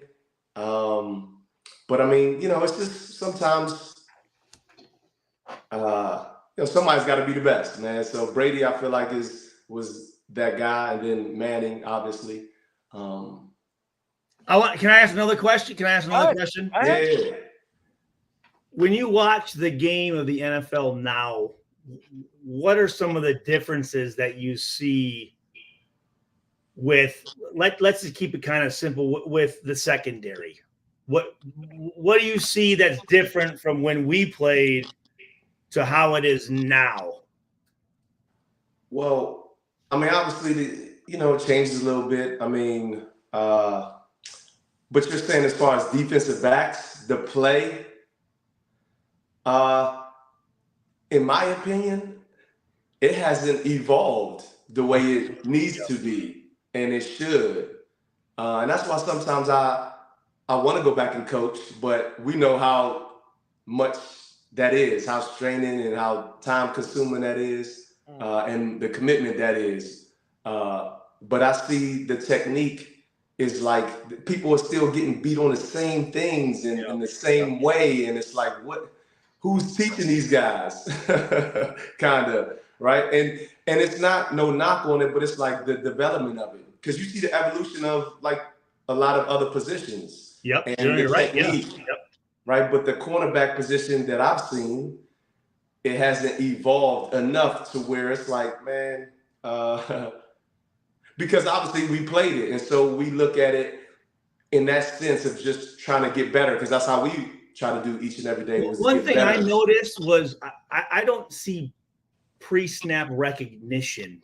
Like, I don't see guys, you know, with the down and distance, the formation, you know, them seeing things. I feel like guys are trying to make a play when the play's snapped, and it's too late by then, right? Exactly. And so, man, that's crazy. I just spoke to an NFL corner that's playing at this moment yesterday. I won't say his name, but he having the same issues as guys I'm telling you, back when I played, or the issues that I was having, and that shouldn't be. You know what I'm saying? I mean, today I had a conversation with him yesterday, but I'm saying in today's football, he's having the same issues, right? He don't know how to watch film, right? Nobody sees. So, like you're saying, that pre-snap, that's all the pre-snap. So now all I got to do is play and play fast. And when you learn that, and I told him, because I was the same way. I came from Duquesne University, so the X's and O's I ain't really know that well. I just knew how to play ball. You don't put me out there, whoever, come on, right? Step up to the challenge, right? And so that's kind of. Did you have a guy that was there a guy that, like, for me, like Ray Buchanan and Charles Woodson and Warren Sapp and these guys? Did you have a guy that when you came in that taught you how to be a pro?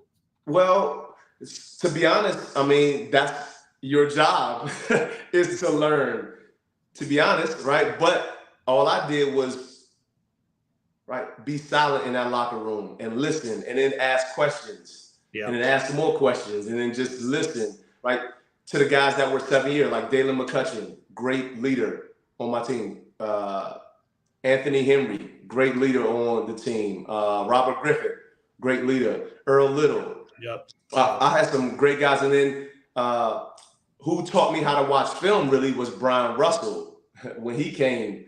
Brian Russell, huh? Brian Russell. Yeah, that's my guy, man. But because I kind of didn't want to bother those guys. I didn't know nothing about the league. So I was just like a little kid. So I was just shutting my mouth and just listening to learn, right? And then I had Todd Bowles and Chuck Pagano as my defensive back coaches. So Chuck Pagano is my dude. That's who I had my best success with the Raiders under Chuck Pagano, man. Great. Right. So their mind and their football mind. So I was just digesting everything, right? And then but I was watching film and I didn't really know how to watch film. And then it took me years to just watch it, and then still ask questions. And like I said, by the time I think that was my third year when Brian Russell came, so I started to get more in depth and then have more questions of film. And so, you know, I would watch with him after practice sometimes. I want to ask one more question. Go ahead. Leigh, how important is practice and getting prepared? Yeah. Right. So when the lights come on, it's like nothing to you. That's what practice. That's why you practice. That's what it's like. Usain Bolt, he practiced all them hours for some seconds. You know what I'm saying? So it's like it's you prepare yourself so you don't get rattled at nothing. You know what I mean? And so when certain things come about,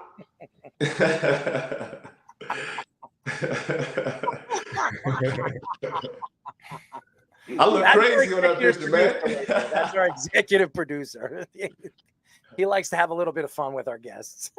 Now, what was I saying? I don't even remember what I was saying now. No, but no, about practice. I was saying how important is it for the scout team to give us good looks? Man, and sometimes people on the outside would, even family and friends sometimes may think somebody on the practice squad isn't valuable, right? To that Oh my team. God, yeah. Man, these people are to practice. Those are the toughest competitions because that person know you, right? He know your moves, right? So it's difficult. So practice is usually always more difficult than the games. But then the games become difficult when you face now these top guys, like you said, quarterbacks, receivers. Right now it's like, whoa, because it's going to be something different. But that's what you love is that competition, right? So that's what you practice for, right? So like I said, that's how I was practicing at Duquesne. Bring whoever on. Bring Chad Johnson. Bring who else? Did I play with Steve Smith? Bring Megatron. Randy Moss, bring Randy Jerry Moss. Porter. I'm practicing for them. And we're going to see who's going to be the best today. By the way, that's why I said any given Sunday. By the way, we are talking to former Raiders and Lions safety Stuart Schweigert, and we are talking to former Browns, Lions, and Patriots cornerback Leigh Bodden. I love Leigh Bodden.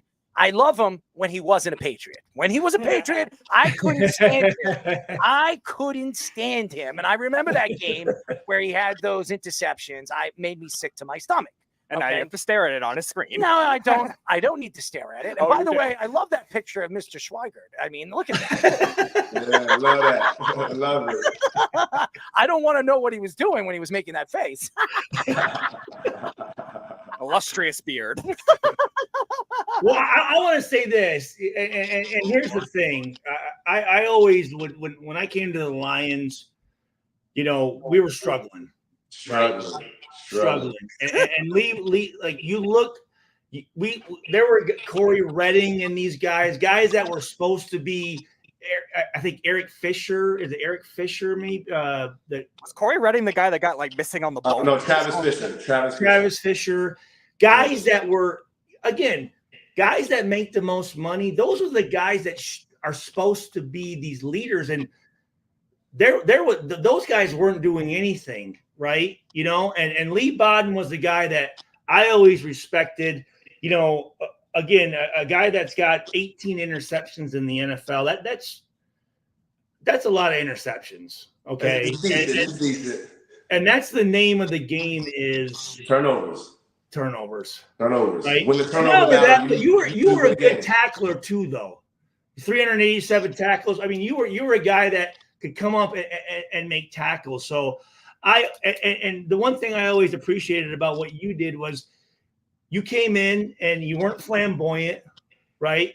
You put your time in, you did your work, and you did what you're supposed to do as a leader. And I always respected that, and I'm super happy to be able to reconnect with you. And hope absolutely, I'd love to be able to get your information so that we can stay in contact. Because unfortunately, and I'm sure you know this, I'm sure you've had experiences. I mean, the last 5 years, I've lost probably 6 or 7 former teammates, and got guys that So When Charles Rogers passed away, which you saw me wearing the 80 jersey, a guy that I grew up with, a guy that I battled with. Did he?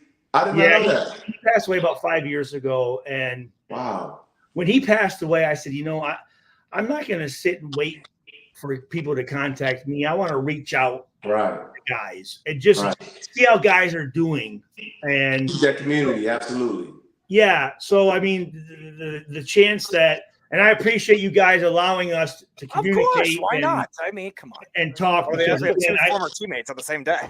That season, I mean, I came there halfway through it, and I remember. It was rough, man. Yeah, man. It was. It was rough. It was rough. 0-16, man. Don't wish that upon nobody, but I think the Browns went ahead and did it some years later. Well, here's what I said. I'm glad there's now 17 regular season games, because there's going to be a team that goes 0-17. So it'll knock us. It'll knock us. Yeah, it'll be the Giants. I hope it's not in our lifetime. I don't want to see that. I don't want to see another NFL guy go through that. I don't want to see the Giants. Because it was brutal. But the thing is, we were in some of those games, man. We were really in all those games. I mean, pretty much all the games. It was one of those games, man. They called pass interference.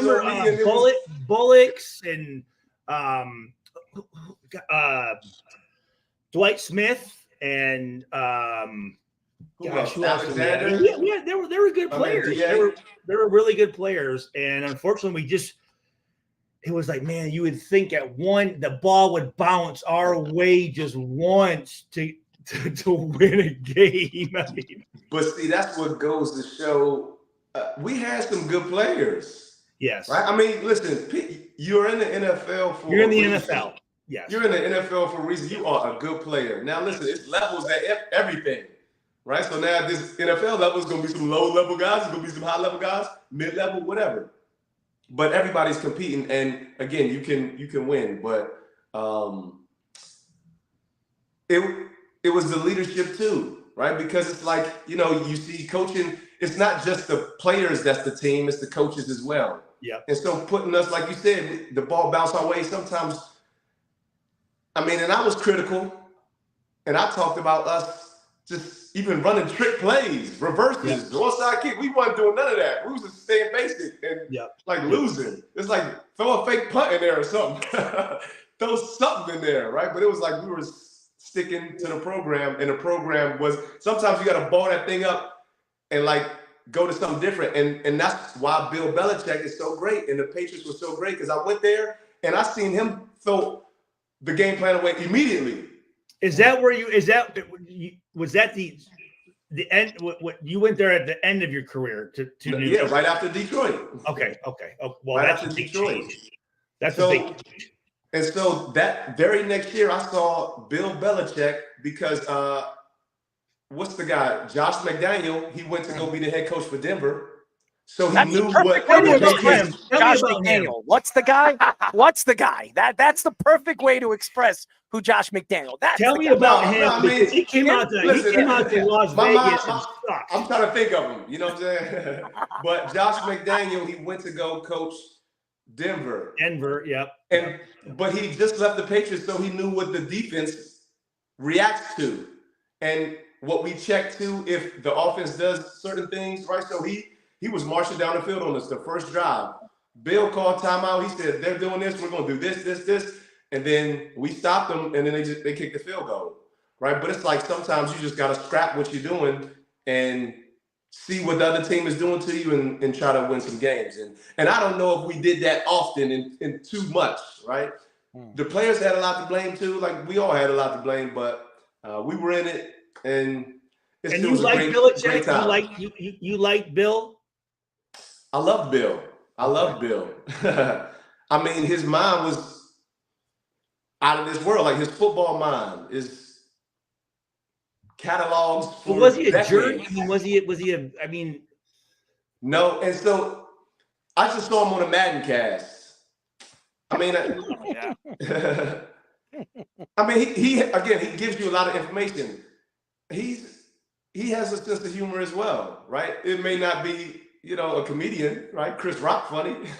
Oh, he's pretty funny. Every player we've had, He's pretty funny. That, I'm just letting you know. I don't know if anybody's seen the Tom Brady roast. That was hilarious. But I'm saying, well, no. I saw him coming out of that girl's apartment or whatever when he was drunk with his shirt off. I saw that. Loving it. 23 years old. The guy knows how to use it, right? Get him the vibe. His 23-year-old girlfriend pretty funny. Yeah, she's.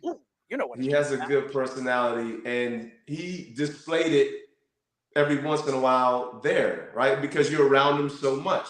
But obviously he's the boss, so right, he has to maintain some type of order, right? And just sometimes you can't play around or joke around. But a lot of time, I mean, in his press conferences, he says some funny things, but we got to see it a little bit more. So yeah, I loved him. I mean, he about his business, about the team, what he feels like is best for the team. And you got to respect that because he lets you know that, right? You loved him, and I hated him. So did you follow him on his new social media? Yeah, that's just misguided love, man. That's just misguided love because of course you it's just like when you play against them, it's like you hate them. But then you go play with him. Oh man, I love this. Yeah. You know what I'm saying? And you winning championships. You love them. Because if Bill went to the Jets and then won championships, you'd love them. No. Yes, you would. 24 hours decided to leave the Jets. You immediately said no. That means yes.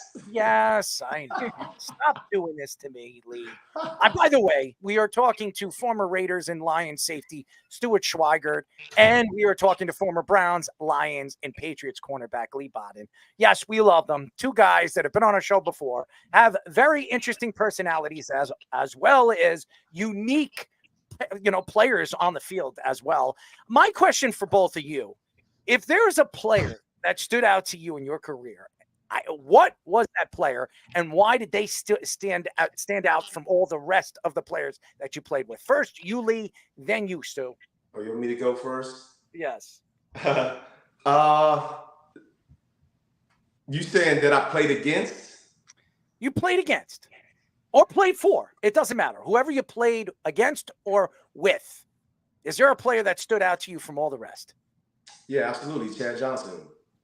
Chad Johnson. And the reason, because he was in my division. He was one of the best receivers at that time in that span. And him and I just had some great battles together. I mean, he got me a few times, maybe a lot, but I got him a lot too. But that's what it's about. Like I said before, it's like, bring on. I'm like Achilles. Like, I'm calling Hector out. Like, Hector! Like, Ocho, let's go. Where you at, boy? You know what I'm saying? It's like, because it's like, one, it's entertaining for the fans, and then it's entertaining for us too, because it's just the competition in the battle, and that's what you love, right? To be able to do that. And do you have a story? Do you have a quick story? Could you give us a story that you remember of something that he said on the field? Because I know he's a unique. I'll just tell you a quick story.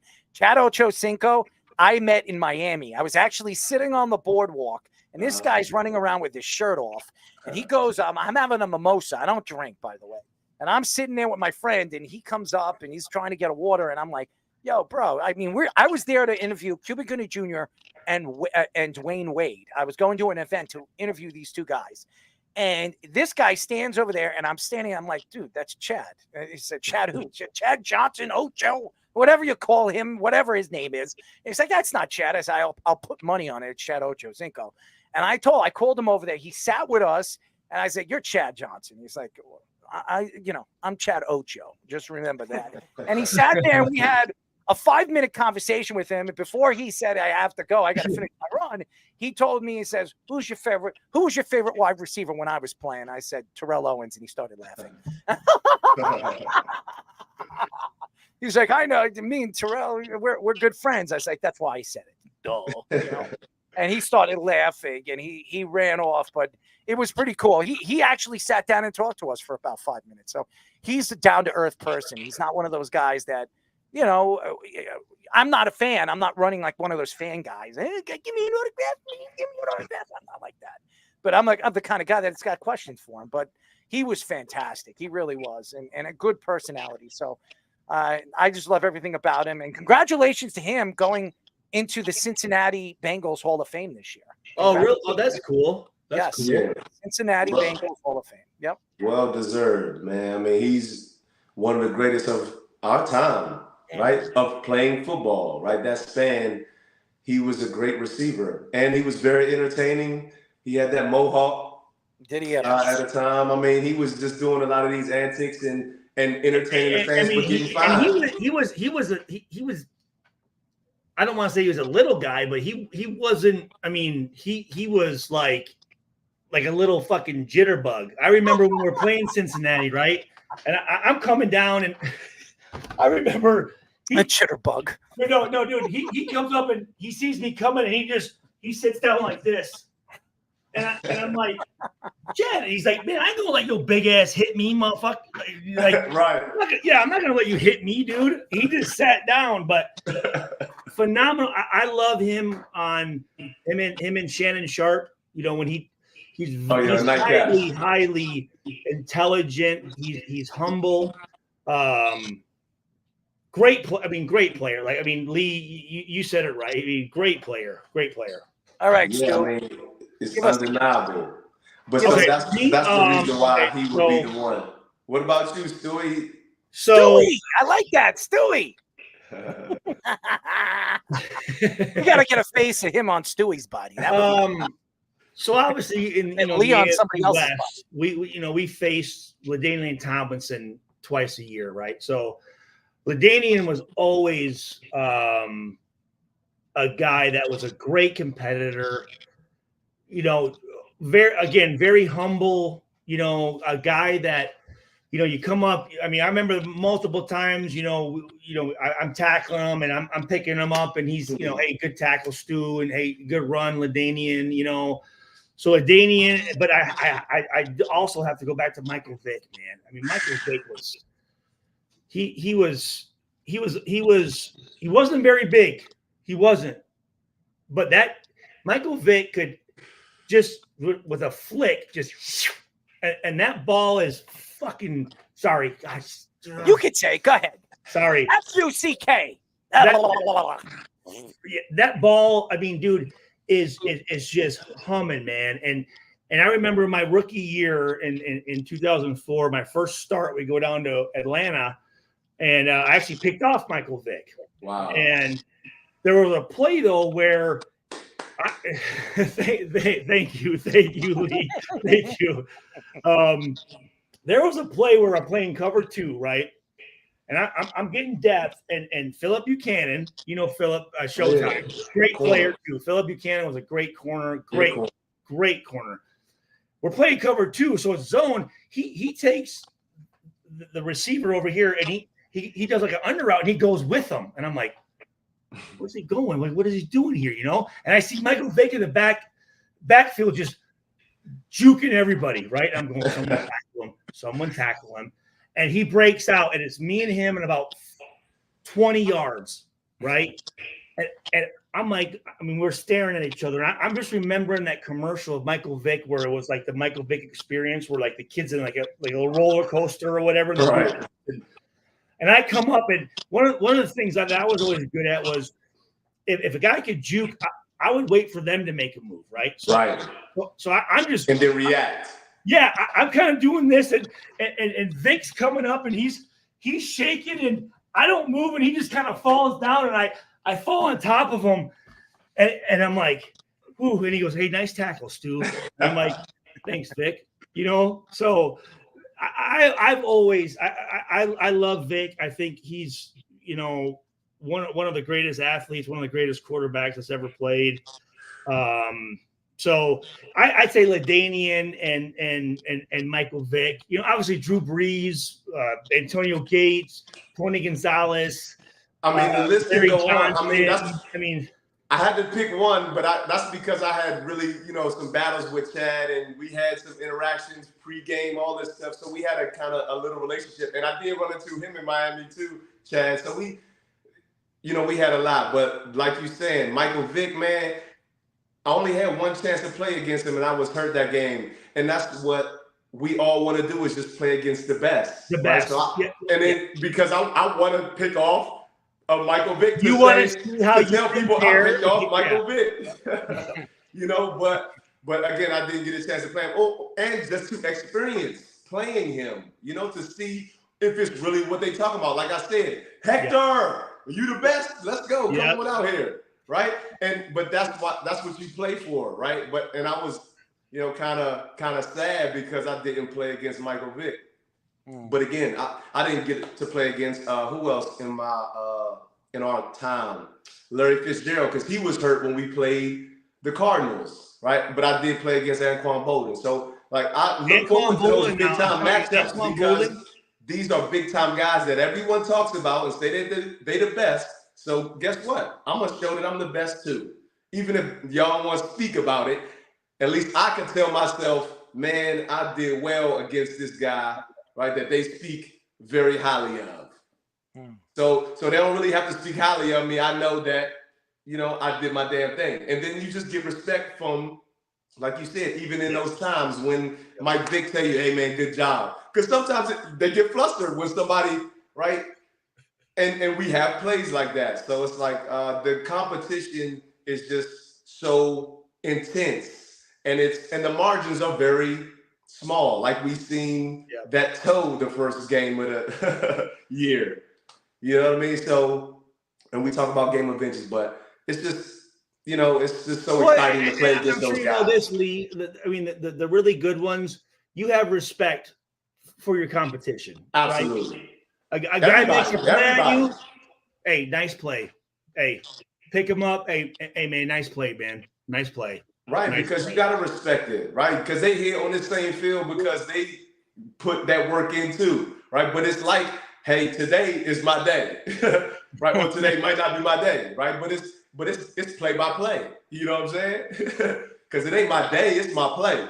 Yeah, it's my play. And that's what was crazy was, man, I was talking about this with somebody. I played with Junior Seau. I had his shoes in 8th grade, was wearing, and I was in the locker room with this guy.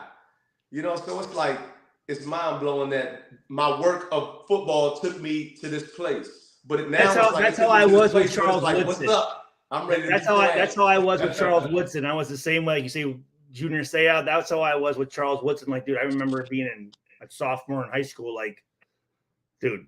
I wish I'd have played because I looked up to Charles Woodson. Like I modeled my game after Dion or Charles. I just took little bits when I would watch them play at Michigan, right? To just take some from them and then incorporate it into my game. And like you said, I gotta respect these guys. I did that with the great cornerbacks of my time, Asante Samuel, Nnamdi Asomugha played with the Raiders.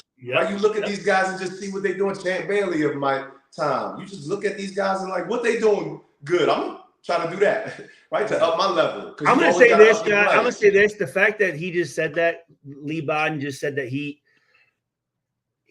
taking from guys that he played against, because so many guys want to act like, oh, man, I ain't jocking these dudes. I don't need it. No, dude. I don't live like that. Right? Y'all can talk about that. You look at the best, and I'll jock whoever I want. Right? I'll jock whoever I want. But I'm going to get something from them that's going to help me. You know yeah, and that's really what I did.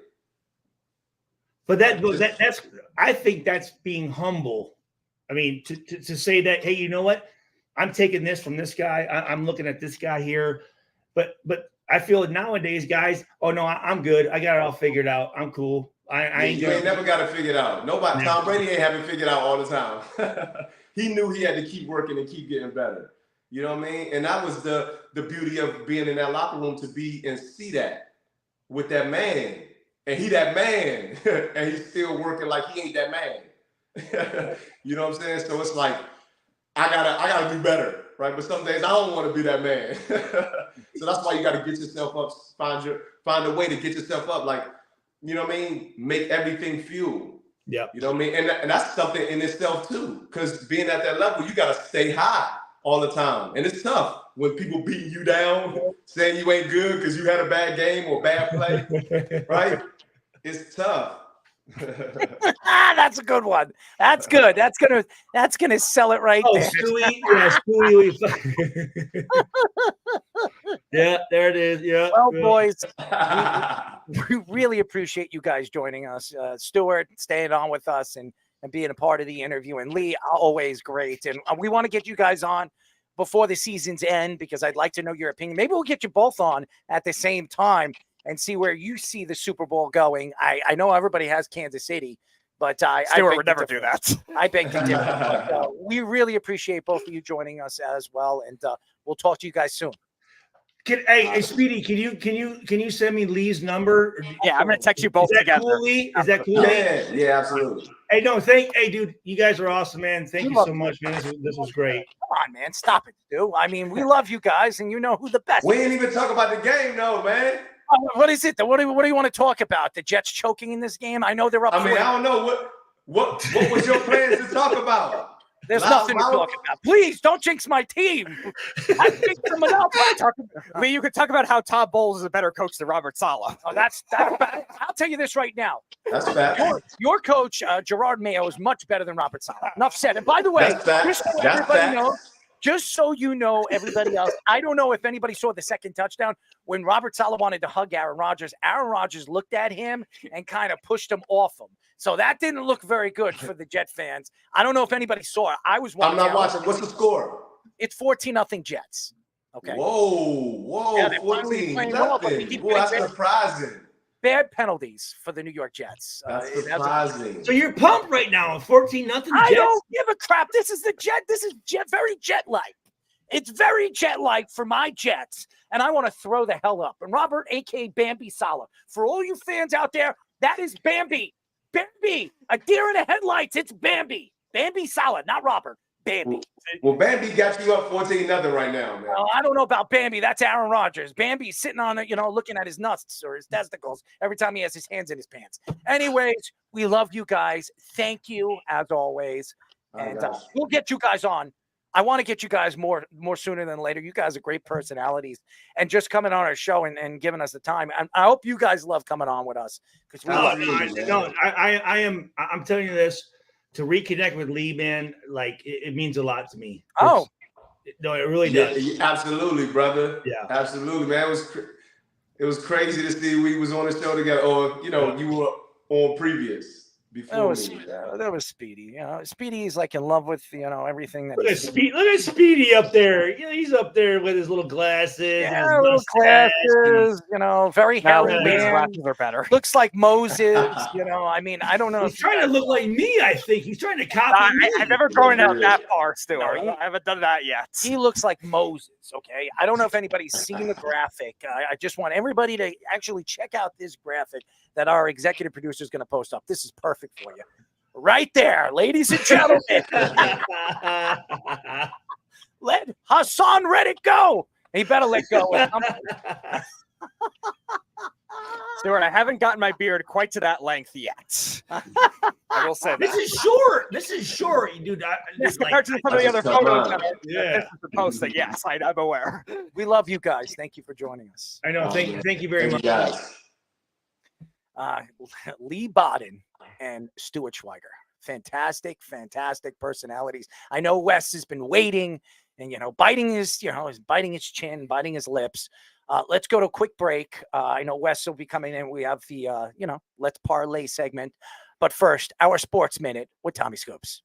This is the Sports Loudmouth Sports Minute. Are you ready to get loud?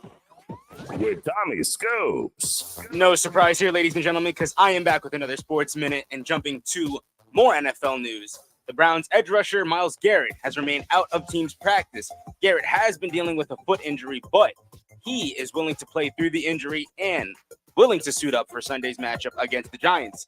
In other NFL news, Ravens player Kyle Hamilton and Ronnie Stanley have returned to practice. Hamilton is dealing with a back injury, while Stanley just came back from an ankle injury, while both players are looking good to suit up against the Cowboys. As lastly, Vikings wide receiver Justin Jefferson is likely to play versus the Texans, as Jefferson, who left the Vikings win last Sunday against the 49ers due to a quad injury, is likely to be active for Sunday's matchup against the Texans. Now it's time for Scoops to Scores. We're over in the MLB right now. The Diamondbacks have a 3-1 lead over the Brewers at the end of the 7th inning. The Mets currently have a 9-6 lead over the Phillies at the top of the 7th, while at the bottom of the 8th, the Pirates have a 3-2 lead over the Cardinals, while the Cubs currently have a 4-3 lead over the Nationals at the bottom of the 5th. The Angels also have a 1-0 lead over the Astros, as over in the NFL, the Jets have a 14-3 lead over the Patriots going in to halftime very shortly here, ladies and gentlemen. But that is all the time I have for you guys. I am going to kick it back to the boys right now for Let's Parlay. This is the Sports Loudmouth.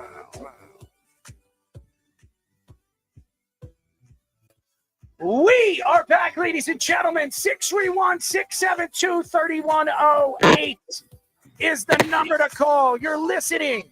You know what you're listening to. You're listening to the Sports Loudmouth. Go to our website at www.worldwidesportsradio.com. Check out all our shows throughout the week, including the Loudmouth with me and Speedy Petey, every single Tuesdays and Thursdays at 7 p.m. All you have to do to tune in and check out our local listings for all our shows is go to our website at www.worldwidesportsradio.com. This segment is brought to you by StubHub. It's American. Yes, it is. Ticket exchange resale company. It provides services for buyers and sellers of tickets for sports and concerts and theaters and other live entertainment events. All you have to do to find our link is go to our website at www.worldwidesportsradio.com. Hit the link for StubHub, and you get all the all the benefits of going through our link, all the different plans that they have, all the different things that they have right now on StubHub. Actually, if you wanted to go to the Jet game tonight, there were actually $15 tickets. You could have went to StubHub. You could have went to our link. You hit our link, and you would have had an opportunity to get $15 tickets to go. And by the way, this guy, Bretland Allen, is a beast. He's throwing people around. He is unbelievable. I don't know why we haven't seen even more of him. He's looked better than Breece Hall. I don't care what anybody says. This guy's the real deal. I think he's the future running back of the New York Jets. I'm just saying. But now we're not here to talk about the Jets. We're here to talk about Let's Parlay as we invite Mr. Wes in, as we call this segment, Let's Parlay.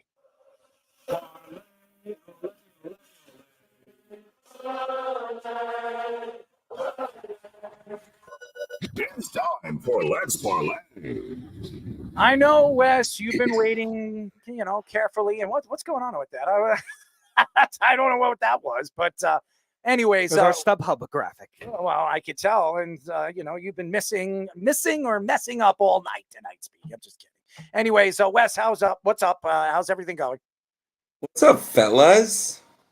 Well, I'm watching the Jets game. Hopefully the Jets don't choke here. They're up 14-3. They were up 14-0, and Morgan Moses just had another bad penalty. The Jets are starting to add up the penalties, which could cost them. So Aaron Rodgers looks like the old Aaron Rodgers. Let's see how this continues in the second half. Well, and I've been watching the college game, and the play that I was on was happening way too early to get it in on the show. But this South Alabama USA this offense is fun to watch. I mean, Major Applewhite came from Houston, went to the Saban rehab. They got 28 points on the board. They're an 8-point dog at App State. I mean, they are fun to watch. This is a team I'm going to be following most of the season. This has a very Coastal Carolina 2020 feel to it. Well, are you ready to go? Are you ready to hit this? As everybody knows the rules of this? Ready? All right, he's going to have his 3 top picks, and he's going to have his parlay as his number 4. Here we go, Wes. Number 1. So I'm going to go NFL first, and then I'm college the rest of the time. We have a dual Monday night football, so it's different. And you guys know I don't typically do prime time, whether it's Sunday night, Monday night, Thursday night. I think it's the easiest way to lose money. But being 2 Monday night games, it feels a little bit different. I am taking the Washington. Are they the football team or the Commanders? The Washington. I'm taking Washington. I got it at +8. And when I look at this game, I'm looking at Eckler, a running back, as the team's leading receiver. Robinson. I mean, this is a powerful backfield that is yet to live out its full potential. These wide receivers haven't even gotten started yet. And then I'm looking at Daniels. He's 40 of 53. No major mistakes. He still hasn't thrown a touchdown pass, but 40 of 53 through the first few weeks of the season. That's impressive. Going against Cincinnati, getting points. Cincinnati's coming off of a game. I think that the way that they performed at Arrowhead is way better than what their roster is. Their O-line is not good. The wide receiver room is probably questionable. Everybody's looking for a contract. I mean, Joe Burrow is Joe Burrow, but I just think that this is way too many points. I'm going to take Washington in this spot. I'm not prepared to say that they win the game, but I think that they have some pieces. And I think that this particular game on Monday night could be the game where Daniels throws his first touchdown and actually shows out for the first time. So I'm taking the points. I'm taking Washington. All right. Your number 2 for tonight. I'll start with Friday night. I'm going to take San Jose State. I'm taking the 13.5 points, and this is a really wild one. I like to look at line movement, and you look at Memphis. I apologize. I'm looking at the wrong information. Give me 1 second. You look at Washington State coming off of a rivalry win that they had no business winning. So you look at the transition from last week to this week, you look to the letdown, but then I always like to look at line movement, and 62% of the action is on Washington State. The spread open at 13.5, and it's moved to 12.5, which means that remaining 38% is either really smart money, really big money, or the house wants to be on the San Jose State side of things. I'm looking at Emmett Brown, who's thrown 915 yards, 9 TDs and 2 interceptions through the first, I think, 3 games of the season. I'm not prepared to say San Jose State wins the game, but I like them in this spot, getting 13.5 points. All right. Give us your number 3, Mr. Worldwide West. I was going to go with another fade pick, but let's just go Tennessee. They're going to Oklahoma, and Tennessee's not winning games. They're dominating games. I think Sampson is the best running back in the SEC, possibly in the country right now, and that's coming from an Ohio State fan that's looking at Judkins and Henderson. But I think that, they're just completely dominating. And so if you believe Tennessee wins this game, they will cover the 7 with no problem. The only way that they don't cover the spread is if they just simply don't win the game. They took Grayson McCall, who I believe is the best quarterback going into the draft next year. He plays for NC State, but I mean, this is a quarterback I've paid a lot of attention to. They made him look foolish. I mean, they held him to almost nothing. Tennessee, in about 3 weeks, we're going to be talking about them in the same conversation as Georgia and Bama. Well, in about 3 weeks, Georgia and Bama will have played each other, but we're about to see Tennessee get into some, really top tier type rankings. 7 points in this game feels like a gift. The odd thing here is the public is also, I think, 70+% is in favor of Tennessee, but I don't think that it's unwarranted. I don't see a roster of Choklahoma that can even that even belongs on the field with them. Brent Venables is a defensive coach. So I don't know. I just don't see how Arnold at quarterback or anybody on that roster for Oklahoma is gonna stay in this game with Tennessee. I'm laying 7 points. It's a gift. It's going to be a double-digit win. It's a welcome to the SEC, and Oklahoma is going to lick their wounds here. Oh, they're going to lick something. Speedy, hopefully they don't lick something of yours. By the way, Wes, we're probably going to have a Choklahoma Heisman winner on next week, in Jason White. There you go. Very cool. Jason White joining us next week. That'll be fun. First time on our show, Speedy? Absolutely. Jason White. Anyways, could be an NFL prospect. Anyways, Wes, give us... No. He was the Heisman Trophy from 20 years ago. I'm sorry. So what are you saying? You said... He was for Oklahoma. Former. That's what you said. You said a player from Oklahoma. Former player from Oklahoma. There you go, Speedy. Use the right wording here. Anyways, final pick of the night. So I have a lot of action this weekend. I have about 14 different plays. But so this last one, was difficult to give me because I'm looking at 2 different games. But I'm going to take Navy. I'm taking Navy in this spot. And again, we look at line movement. Memphis opened at 11. 80% of the action is on Memphis, and yet the line moved back to 9.5, which means either smart money, big money, or the house is on Navy. But just the style of play from Navy.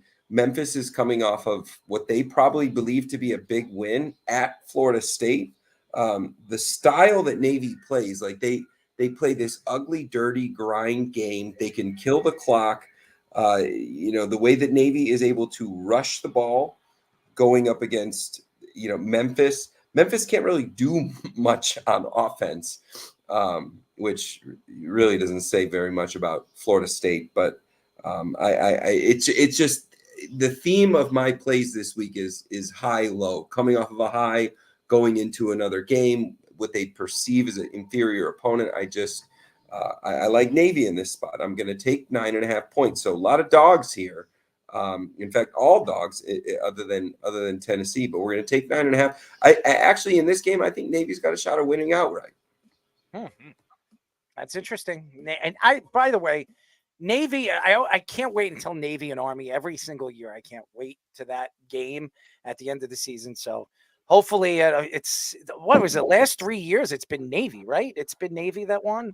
I'm pretty sure in the last 3 years it's been Navy winning 3 times in a row, or 2 times in a row. Navy's won back-to-back years or something. And they're both in the American Athletic now, and there's some conversation about Air Force joining the American Athletic, which would be pretty cool. Yeah, that would be cool. Imagine if all 3 of them could play in one game. Imagine if 2 out of the 3 were in the American Athletic championship game. Yeah. And the winner, and if they're the highest rank out of the group of 5, you're looking at one of the military academies in a playoff spot. There you go. That's right. That would be fun to watch. That would be something to obviously root for. Well, and you talk about the little man getting in and creating problems. Every one of these military academies is they create weird mismatches just because of the style that they play. Right.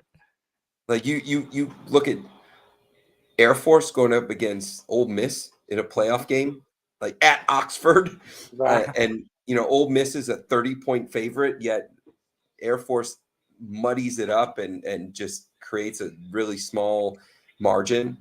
I could see that happening with one of The them. original option offense. Right. He missed it. Is it a flag on? Is it a flag on the Jets or flag on? Who's it flag on? It's on the Jets. Wes, you need a bet for over under total number of passing attempts. No, I don't bet stuff like that. I bet points. I bet wins and losses. But I think New England can come back in this game. Yeah, that's what I'm afraid of. So well, I'm not saying they come back outright, but I'm a big live bettor, and so when you log into our partners, you log into Bovada. Right now, if you believe in New England, so the spread was originally 6.5, so the Jets win by a touchdown and a PAT. But if you jump in right now, you could take New England plus 16 on Bovada. So most games in the NFL are not defined by more than 16 games. And the margin right now is, what are we, 14-3? Yep. So do the math. That's 11. So New England puts any form of offense up. They're due a touchdown. They're going to score a touchdown somewhere. Hopefully they don't. Hopefully they don't. And well, I'm not a Jets fan. I'm just doing some. I know you're a Chicago and Kansas City fan. Well, I'm just doing some 3 beers in math, and taking 16 points in any game where this opening spread was 6.5. That's a smart idea, and now it's 17 and it's minus 110. So 100 returns your 100 plus $90. No, my math isn't good, so I don't even want to think about it. But yes, I definitely want to think about Bovada. And guys, you can go on Bovada and they'll double you on any one of your first bets. So if you have $100, you put $100, you get 200, 200, you get 400, 400, you get 800. So it doubles. So if you've never been on Bovada before, 41 states, Speedy, what is it? 41, 45 states. 45 states. It works in 45 states, but the tri-states. So if you want to go to Bovada and use our link, you will get a lot of bonuses if you go through that. So join us now by hitting our link on our website. And by the way, Mike Williams again making a big catch to get them. So there you go. Yep. Thank you, Wes, for joining us, bud, as always. Yeah, great show, guys. Great show tonight. Mr. Worldwide Wes, let's parlay. A lot to get into, but let's go to a quick sports minute. And when we come back, we've got a lot to get into for the last hour of our show. But first, Tommy Scoops. This is the Sports Loudmouth Sports Minute. Are you ready to get loud? With Tommy Scoops. Well, for the 4 times today, I am Tommy Scoops, jumping more into some NFL for our Loudmouth Sports Minute.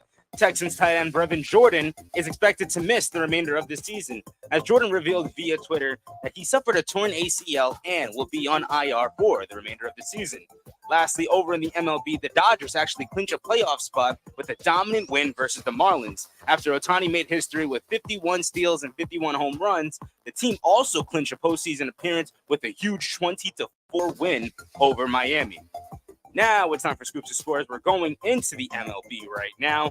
The Diamondbacks have a 5-1 lead over the Brewers. The Mets currently have a 10-6 lead over the Phillies, while the Pirates have a 3-2 lead over the Cardinals. The Nationals currently have a 6-5 lead over the Cubs, while the Angels and Astros are currently tied with 1 piece on the board. Currently, right now, almost heading into the halftime. Over in the NFL, the Jets currently have a 14-3 lead over the Patriots. That is currently all the time I have for you guys right now, so I'm going to kick it back to the boys for the continuation of the Sports Loudmouth. This is the Sports Loudmouth.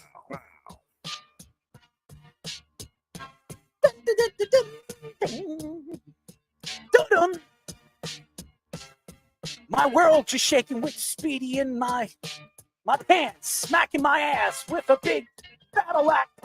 Right? You like that, Speedy? I don't think you like it. It wasn't a good one. 631-672-3108. I never said I was a rapper. You're listening to the Sports Loudmouth. I'm your host, Errol Marks, my co-host, the Speedster, Speedy Petey. Aaron Rodgers is pissed off about something. I have no idea. He must have heard Stuart complaining about him. Mr. Schweigert.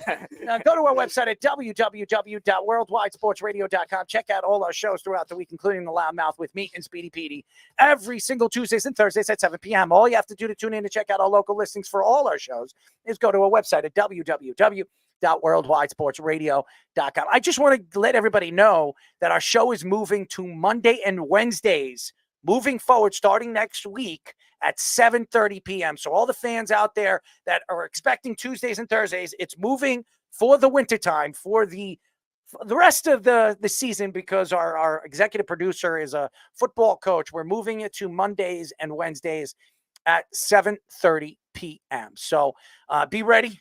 So right after Sunday night football, we have, and during the Monday night games or Monday night game, we will be doing a show, and we're very excited about that as well. So it'll be interesting, as always. Something very, very interesting is Adam Schefter. He reports that Jordan Love has a chance to play in Week 3 versus the Titans, calling it a 50-50 shot he plays. Love sprained his MCL at the end of the Packers' Week 1 loss to the Eagles and was expected to miss 4 to 6 weeks. Love did return to the Packers practice Thursday, practicing in limited role.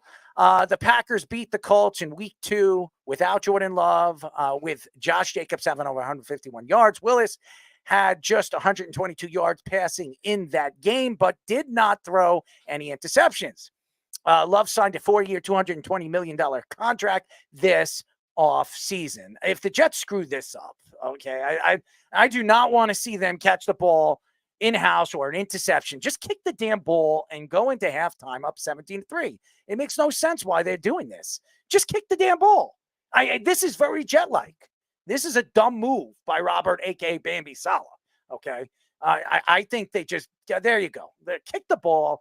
Get it over with. You have one of the best kickers in the league, Greg the Leg, and let's, he was one of the best kickers in the league last year. I think he was a Pro Bowl player last year. But getting back, let's see if he kicks this, and then we'll get into the whole Jordan Love, because we're going into the half, and we will get into the show. Here comes Greg the Leg. They're going to call a timeout, ladies and gentlemen. It seems very like the Patriots to do something like this. Here we go. Is he going to call a timeout? The kick is off. They blocked it. Wide left. Oh, it's Jet-like. Very, very good. Well, this is great. Very Jet-like. And look at Bambi, not knowing what to do, standing there with his head between his legs. As always, very, very Jet-like to do something like this. Yeah, their kicker, kicks it far left. Very, very good. Anyways, to get back into Jordan Love, there's a lot to get into this.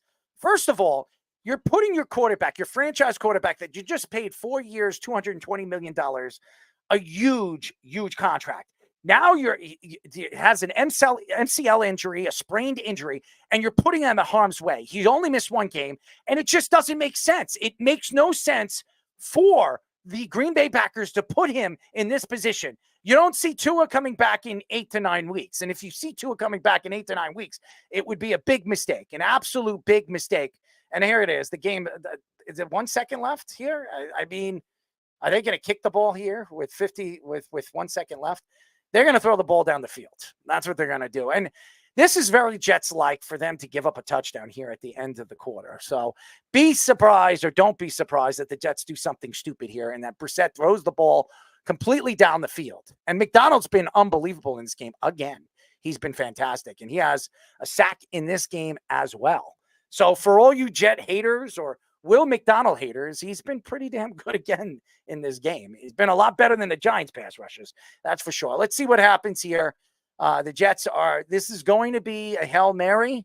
I expect them to throw it down the field and Brissett to, get closer to the end zone. I don't expect it for the Jets to give him an opportunity or a shot. Here it is. Jets will they catch it? No. There we go. All right. So we have some breathing room until the second half of the game. Anyways, here's the thing. If there's a 50-50 chance that Jordan Love plays in this game, I really think even with a 50-50 chance, I would sit him out. I would not put him in harm's way. I would wait at least 2 more weeks, give him some time to heal that MCL. If he gets hit, remember, you're playing on turf. If he gets hit, you're putting your quarterback, your franchise quarterback, at risk for the rest of the season to go out. He could tear his MCL. He can tear his Achilles. I mean, right now his knee is weak. It doesn't make any sense to put him in harm's way. Now, again, the Green Bay Packers believe that they're an organization that does things right. Let's go back in time, okay? Aaron Rodgers, do we remember this when he hurt his collarbone? He had a collar. Now, this was after his first collarbone injury. He broke his collarbone, and he came back 2 years later. He sprained his collar, okay? They put him out there again, and I don't think he broke it, but his collarbone was sprained. He sprained his shoulder, and he was out for multiple weeks because they didn't sit him out, and they trusted that Aaron Rodgers was healthy enough to go out there and put himself in harm's way. This is an organization that's made mistakes. I do not. I repeat, I do not. And by the way, James Parrish, Jamie Lee, says something very interesting. Packers are making a mistake bringing Love back as soon as they are. Weapons not what I don't know what weapons not mean. I have no idea what he means. What the hell? Stop. You can see that happening. You can't. What is he saying? You can see that happening if you're high. I mean, honestly, if you believe, and by the way, New England isn't coming back, whatever. Keith, you can think whatever you want. We are talking about the New York Jets, and I'm not getting into New England. I'm right now talking about the Green Bay Packers. It would worry me. It would worry me as an organization of the Green Bay Packers, an organization that over the years has made a tremendous amount of mistakes, not only at the quarterback position, at the wide receiver position, and even the running back position. I do not put my franchise quarterback at risk or in harm's way at any point of this season. Give him some time and let him heal the way he needs to heal. I just think that this team won without him last week. I don't know if Malik Willis is the answer. You don't need him to be the answer. If you have a running back like Josh Jacobs running the ball at 150 yards a clip in every single game, which he's quite capable of doing. He is quite capable of doing. So why aren't they just running their running back and letting their running back take over games as he's done, in week number 2? I think there's a tremendous opportunity right now to see what you have as a team and a defensive side of the ball. This is a defense that's played pretty well over the last 2 weeks. Even against the Eagles, they played very well against the Eagles in the second half. They almost beat the Eagles. So it's not like they can't win. They can win without Jordan Love. This is a talented team up and down. If you look at the roster, even the offensive lines play pretty well. Right now, I think their offensive line is ranked 13th or 14th in the NFL, top 15. So it's not like they can't win without him. Who do they play this coming week? Tennessee. We watched Tennessee against the New York Jets. Will Levis. Do you really think that Will Levis is going to go out there? And I think they're playing him in Green Bay, if I'm not mistaken, right? I will double check. I'm pretty sure it's going to be in Green Bay. If it's going to be in Green Bay, that's an advantage that the Packers have. If it's going to be in Tennessee, I still don't understand why they would bring in Jordan Love. Who you got? Where do you have him? Come on, Speedy. You're so fast typing. You're fast typing, but you can't type on your phone fast. It takes you forever. I don't understand it. You make no sense when you go over and over and over again during your show, but you can't do that. I have no idea. But it's at Tennessee. I still don't bring him back. The Jets played them in Tennessee last week. The Jets outplayed Will Levis. I think their defense is quality and good enough to stop. And I repeat, I think that this defense is good enough to stop that Tennessee offense. I'm not going to believe. And what are you saying? I'm high. I don't understand what Keith is saying. I'm high. It has nothing. Hey, Keith, if the Jets, if the Patriots come back, I don't want to hear that you say I'm high because this is Jet-like. You obviously haven't watched enough of the New York Jets to know that the Jets have been known to give up leads like this in the second half. This is Jet-like. So stop bringing up the Jets. We're not talking about the Jets. We're talking about the Packers. And if you think I'm high to say that Jordan Love and bringing Jordan Love back, and this has nothing to do with Ohtani. What are you, Ohtani? Who cares what Ohtani's doing right now? Ohtani's a DH. He's a DH. Why are we bringing up Ohtani? We will bring up Ohtani later. We don't need to talk about Ohtani. Again, we're talking about the Green Bay Packers, and you've brought up the Jets, and you have brought up Ohtani. This has nothing to do with the conversation. And this is the great picture right here. I don't know what you're laughing at. This is what I saw. This is what I saw right there. Does it look like Robert Saleh wanted to hug him? It looked like Aaron Rodgers wanted nothing to do with Robert Saleh. Wanted nothing to do with Robert Saleh. It shows you right here. Do not bring him on because I know it's him. If it's Keith, is it Keith? I don't think so. I think it's a different number. All right, let's put him on. 416. Who are we speaking to? It's Keith Mooney. Well, Keith, stay on. We'll bring you on in a second. Okay? Okay, buddy. Yep. All right, so here's the thing. For you Green Bay Packer fans, I don't think there's you have to be desperate enough to bring back your quarterback. You're 1-1 right now. You're going to Tennessee against Will Levis. Will Levis he's not going to burn the houses down. He's not going to put up a 30 spot against this team. What did the Green Bay Packers put up this past week against the Colts? 16. Okay, a Colt team that a lot of people thought were a playoff contending team. They completely shut down Richardson, who threw 3 interceptions in a game.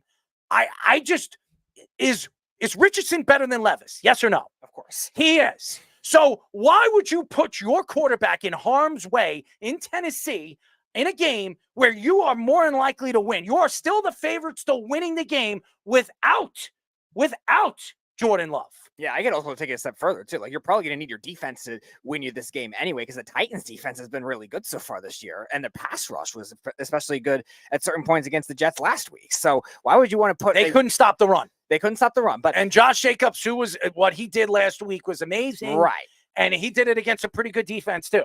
So right. And that's why I think the Packers' offensive line, which, yeah, it's been better than expected, but it's still not something that you could trust full time.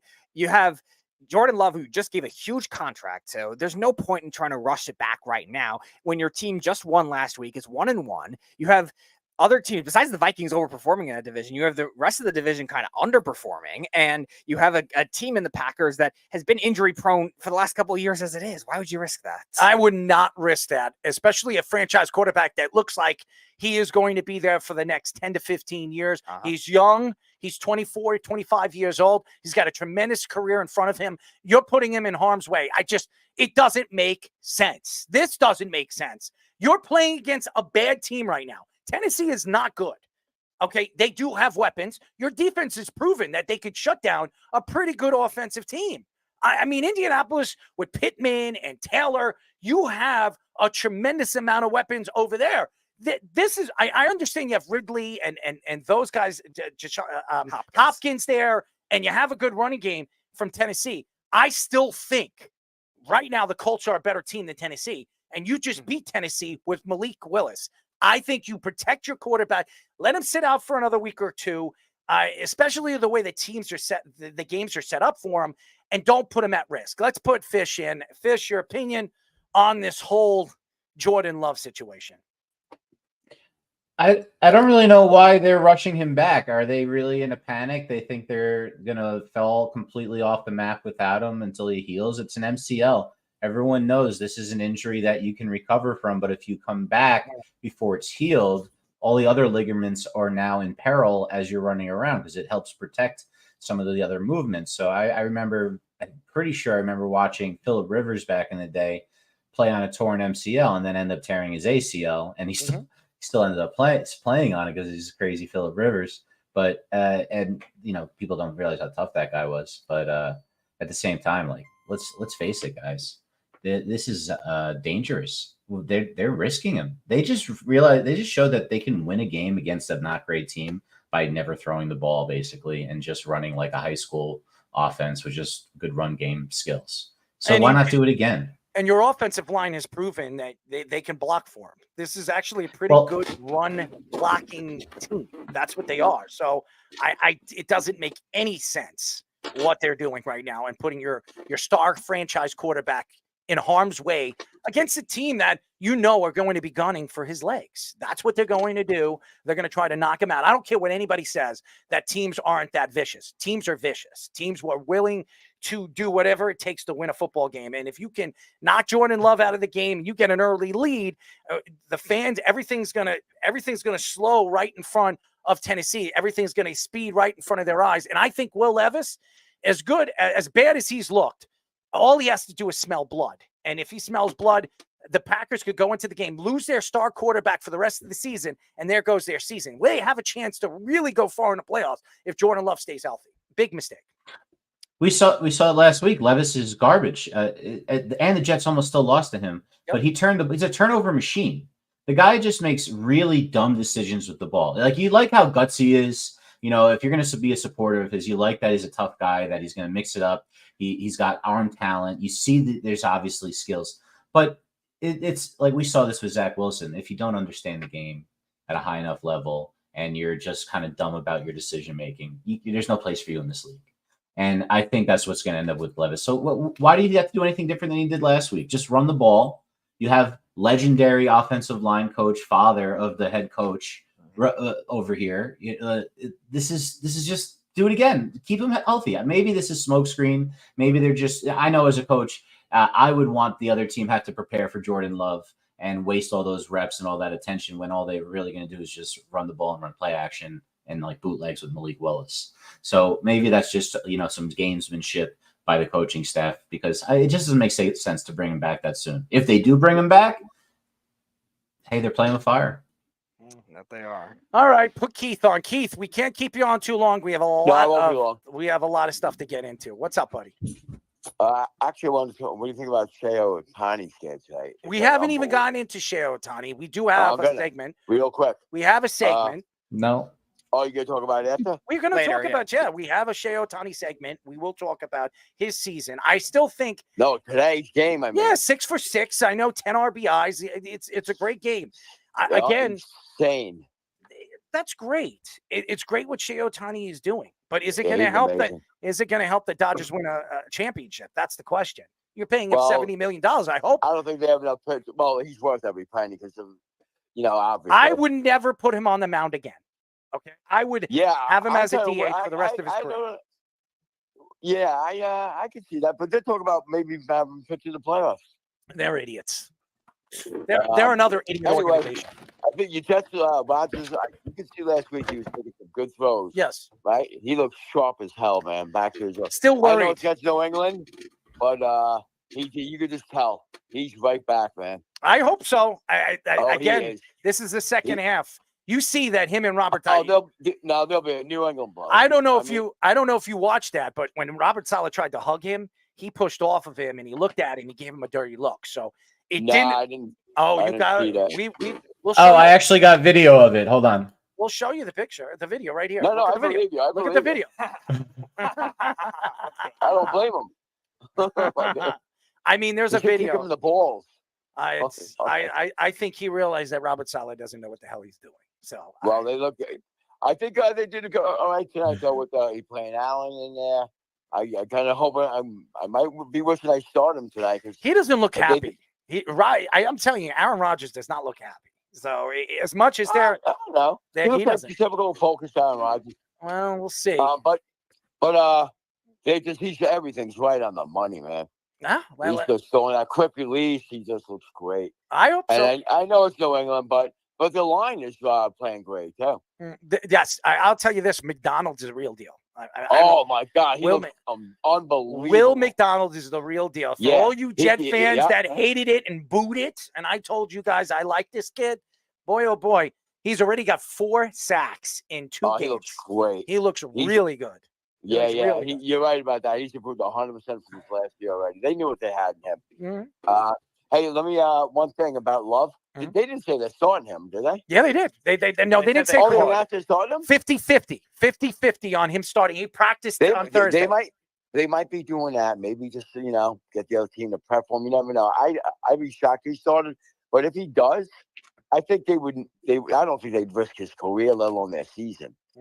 I don't know. This is the Green Bay Packers. But Tennessee is favored by 2.5. Yeah. I still don't think they're going to win. No, I think Green Bay can win with that. I mean, Tennessee could, but I think Green Bay's still a better team. Even if they lose, so what? Green Bay. You know, it's not worth risking them. Their division is so wide open right now, except Minnesota. That's been really, really odd. But Minnesota's games are going to get harder.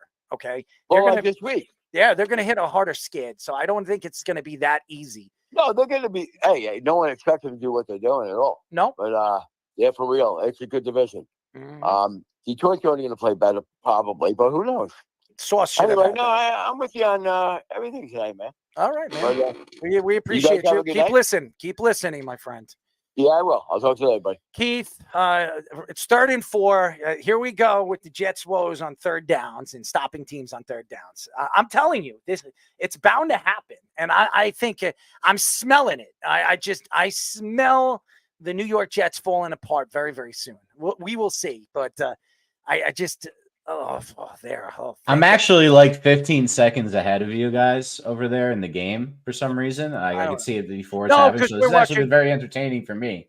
Well, because we're actually watching. We're watching on my stick. I don't have it. So we're like 8 or 9 seconds slower than you. So there you go. Now I want to get into the Pro Football Hall of Fame announcement. 16 first-time nominees that are eligible this season. 2 members of the Seahawks Super Bowl championship team were nominated: Earl Thomas and Marshawn Lynch. 2 members of the Broncos Super Bowl championship team nominated: Talib and Thomas, who passed away. May he rest in peace. Luke Kuechly and Terrell Suggs, 2 linebackers on the ballot for the first time. Did they go on it again? What happened over here?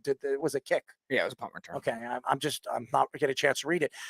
Eli Manning was the only quarterback eligible this year of that draft class. Phillip Rivers will be eligible next year, and so will Ben Roethlisberger after. Jared Allen, Fred Taylor, Antonio Gates, Reggie Wayne, and Torrey Holt are some notable finalists last year that just missed the cut but still have eligibility this year. I'm going to tell you this right now.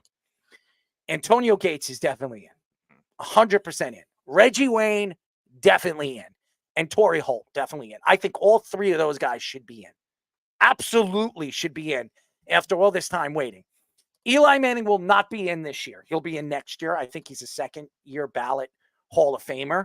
I do not see him going in because I think Earl Thomas is a great player, but everything that happened outside of the NFL, I think it's going to hold him in. Marshawn Lynch is not a first ballot Hall of Famer, so I do not believe it. Talib is interesting, but he's had some problems and woes in the NFL too, so I think it'll hold him out this year. Terrell Suggs is first ballot Hall of Famer, and so is Luke Kuechly. I see 5 guys going in. Demaryius Thomas is not a first ballot. I think he'll get in on a 3rd or 4th ballot. I don't think he's a first or second ballot Hall of Famer, but he will get in. I think it's Luke Kuechly, Terrell Suggs, Antonio Gates, Reggie Wayne, and not Fred Taylor yet. I think Fred Taylor another year, and Torrey Holt. I think all 5 of those guys will be inducted into the Hall of Fame this coming year. I think the first ballot guy that's going to go in is I think it's Terrell Suggs. I think this is his first time in it. Yep. So I think Terrell Suggs is the best guy on that ballot, and then Luke Kuechly. So I think both those guys are definitely Hall of Famers. Yeah, so. They retired the same year because Kuechly retired young, and that was the argument with Patrick Willis. Patrick Willis made it first ballot. So both similar level type of linebackers they ended up getting in. So Luke Kuechly, from that standpoint alone, will have a chance. Terrell Suggs is better. Terrell Suggs is definitely better. Terrell Suggs is, I thought, better all time than you look at DeMarcus Ware, who got in last year too. Like they're probably interchangeable, and Ware got in a year before that, which was interesting. So Terrell Suggs has to be in now. Like if this is his first year. Yes, because remember he also played on the Chiefs like that last year when they won the Super Bowl. He's definitely a first ballot Hall of Fame. There's no question. I think Terrell Suggs is a phenomenal player. Did win a Super Bowl. I think he's phenomenal. Yeah. So, and like you said, Antonio Gates easily should be in. The fact that he's not in, he's probably the second greatest. He's definitely going in this year. 100%. Mark my words. He's a Hall of Famer this year. There's no question. It's so crazy when you look at the list of guys that are borderline Hall of Famers. They are, but I think Earl Thomas is definitely a Hall of Famer. Safety was one of the best safeties for 7 or 8 years. He was dominant. He was a dominant force on that Seattle Legion of Boom team.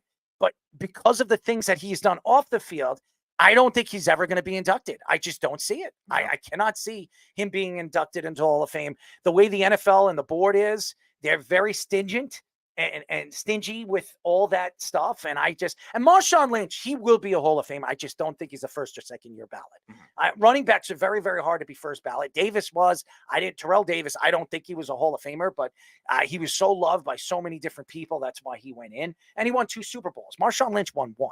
Okay, so, and he should have won 2, but thank you to, Russell Wilson and Pete Carroll, that didn't happen. And who knows? I mean, Russell Wilson probably would have been more beloved if they actually won that second Super Bowl. So it's crazy. I mean, you look at the list. I mean, even Fred Taylor is definitely a Hall of Famer. I just think he's not quite there yet. He had more peak years than Lynch did. Lynch obviously had maybe the better individual seasons, but even Taylor had some tremendous individual seasons as well. With Jacksonville, an expansion team that usually has to merit something too. Sometimes you need that spark in the franchise for a young team like the Jaguars too, and that's the same kind of thing with the Ravens or a younger team. Terrell Suggs was probably after Ray Lewis and Ed Reed that next star with that team for years and revolutionized what the Ravens defense was even that middle 2000s on, and he did a great job with that for years too. And we were talking about with so many other teams, great longevity with them after that as well. Well, Aaron Rodgers again ran out of the pocket. The players went out, and he actually pulled the players away from the other guys because the guy apologized. Obviously. So hey, listen, it's good sportsmanship. It is Aaron Rodgers, and everybody wants to kiss his ass. I mean, go ahead, kiss it. I don't know what more to say about it. I mean, everyone wants to kiss his ass except for Stuart. That's right, Stuart Schweigert. But again, he actually, he bit his tongue. Yeah, he did. He bit his tongue because he said, "Hey, listen, I never played with him. I don't know him personally, so I can't make that judgment. I just know players and people that have played with him. So do we, and pretty much all of them told us he's fine. He's a good teammate.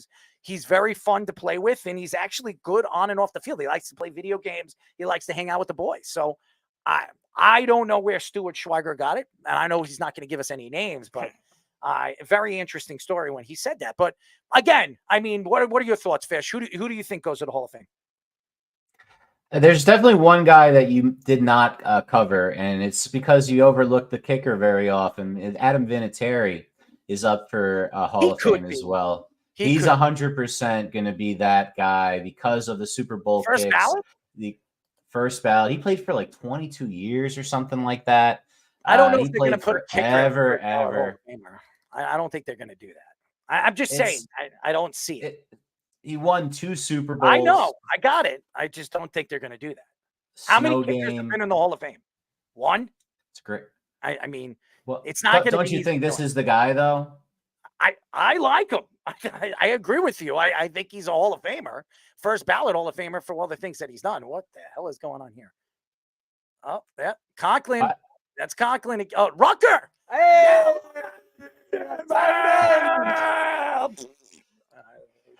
You better hope as a Jets fan that you better hope you don't knock Jacoby Brissett out of this game and you end up with 20 years later Drake May is Tom Brady and he comes in and then like leads them to 20 years of success. Stop. Like it's possible. You got him really good on that. Will McDonald was wreaking havoc last year. I will say this about Aaron Rodgers. He's got his rhythm. He's got his rhythm back. I know everybody said that he's not the same quarterback. I think people are going to disagree with that after this. And where's Nick Wright? Where is he on social media? Can anybody go to Nick Wright right now on social media and see what he's writing? Because that guy's a complete idiot. He is a fool. For all the dissing of Aaron Rodgers, and listen, I'm still worried about their protection, but this offensive line has played pretty fairly good. I mean, for the first 2 games of the season, I think they're a top 10 offensive line. I don't think I'm lost on that. I think they've protected Aaron Rodgers pretty damn well. And we haven't even seen Olu Fashanu yet. Okay. This is their first round draft pick. And hopefully we don't see him this year. And I'm not saying that because I don't think he's going to be good.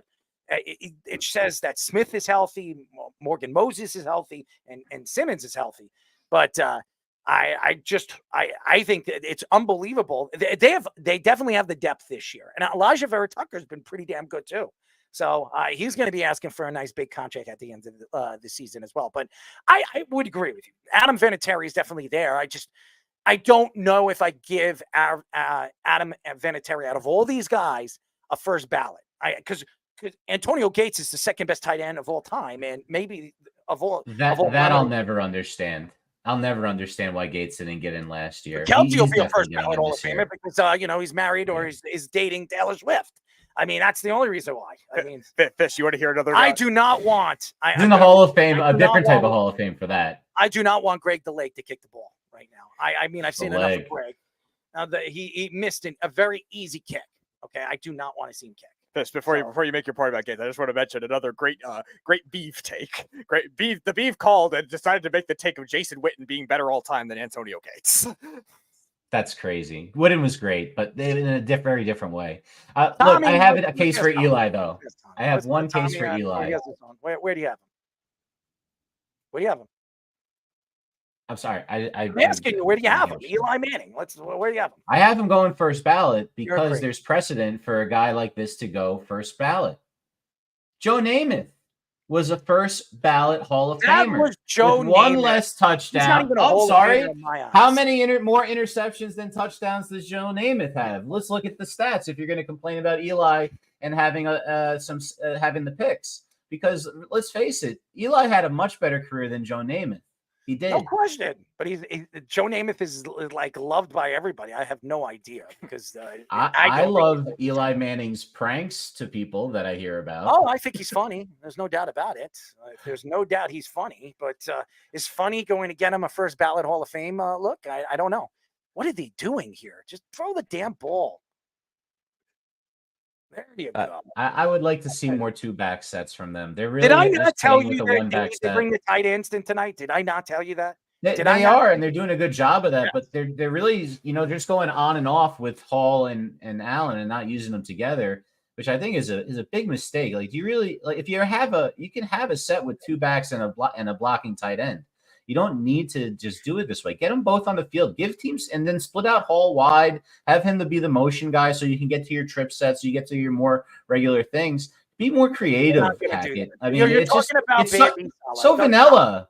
Stop it. That's the Jets. Vanilla. And by the way, Aaron Rodgers looks healthy running outside of the pocket. He looks like the old Aaron Rodgers. So we'll see.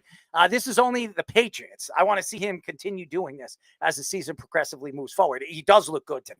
There's no question. Keith is right. He looks good. It is the Patriots. So and again, he doesn't look very happy at any point of this game. He does not look happy. So, and he didn't want to hug Robert Saleh either. All right, Tommy, who do you got into right now in the Hall of Fame? Honestly, I'm going to piggyback straight off of Fish's picks, honestly. I like the Adam Vinatieri pick only also because of how long he was just such a dominant kicker for as well, too. Like, if you think about it, the only other kicker that's a for sure 100% Hall of Famer in my eyes is, of course, Justin Tuck. Once he retires, Justin Tucker is going to definitely be a first ballot Hall of Famer, too. But I know you don't like Eli making the first ballot Hall of Fame. I truly do believe he can make a first ballot. He can make his case for first ballot. I mean, he's top 10 in passing for everything touchdowns. I never said he wasn't good. A lot of people don't like Eli Manning. I like Eli Manning. I just don't think he's a first ballot Hall of Famer. I think Phillip Rivers has a better chance of being a first ballot Hall of Famer because not because of the Super Bowl, it's just because of just the numbers. The numbers are ridiculous. I mean, his numbers are really good. Yeah. He's top 6, top 7 all time in a lot of the numbers. People just look at him. He's never won a Super Bowl. He also played on a torn ACL and went to an AFC title game, I think it was, or a divisional the AFC title game. Yes. That was against the undefeated Patriots. Yeah. Yes. So I mean, that was pretty incredible that he did that. But nevertheless, go ahead. I'm sorry. No, yeah, just going off of that again. Like I just also just because I love Eli, man. I don't know if it just sounds biased or whatnot, man, but I just think most Giant fans don't. Man, I don't know what it is. I went to the what is it? I think it was the year after Eli retired too. I went to the what is it? The Buccaneers and Giants game over in Raymond James Stadium.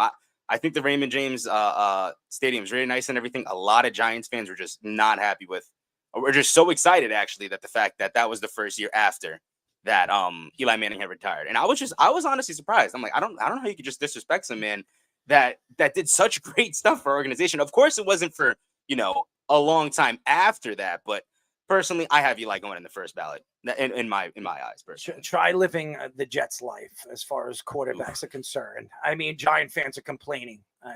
Seriously, 4 Super Bowls in what, 40 years, and they're complaining about that. Like he said, so overrated. My God, Eli. All right, let's get into this story. NFL Network's Ian Rappaport says that the Panthers are not expected to trade Bryce Young despite his benching. Dave Canales says that he still sees Bryce Young as their franchise quarterback, despite naming Andy Dalton as their starter. The Rams and the Browns are 2 teams that had interest in trading for Young. Ryan Leaf also took shots at the Panthers organization, saying that they screwed up from the beginning with him. Stephen A. Smith said that Bryce Young could go down as one of the worst number 1 overall picks in NFL history. Young has 243 passing yards, 3 interceptions, and has been sacked 6 times in 2 games this season. And the Panthers have been outscored 73-13. By the way, it is not Bryce Young's problem that the defense can't stop a lick, okay? And by the way, for everybody that loved the fact that the Giants brought Burns in, making that trade, oh boy, I don't think the Giant fans are going to be that could be one of the worst trades in NFL history if Burns doesn't figure things out. I'm just speaking the truth for you Giant fans. And maybe one of the better trades for the Carolina Panthers, because they got something for him, and Burns could be a bust, and they didn't want to pay him. And by the way, Garrett Wilson close to scoring here. Pretty pissed off that he didn't, but hey, whatever. I do think this is Bryce Young's final stay with the Carolina Panthers. Unfortunately, the organization has given up on him. When you take him out for Andy Dalton, that, to me, says a lot about what they feel about their future franchise quarterback. It's a sad situation. I think Ryan Leaf is absolutely right. They did wrong from him. I could say that about the New York Jets organization with Sam Darnold, Geno Smith, Mark Sanchez, and all the other quarterbacks, Christian Hackenberg. They've made mistakes. Teams, organizations make mistakes. That's a touchdown, by the way. Oh, yeah. 100% a touchdown by Garrett Wilson.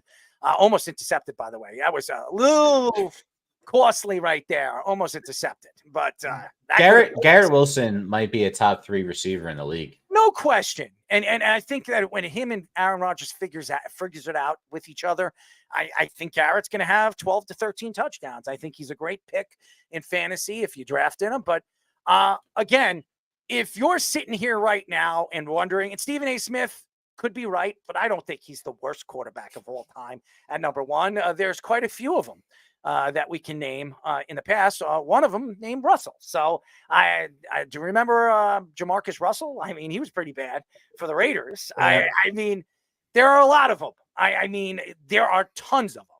And the Browns I think we can name a couple of them from the Browns. So, and the Jets.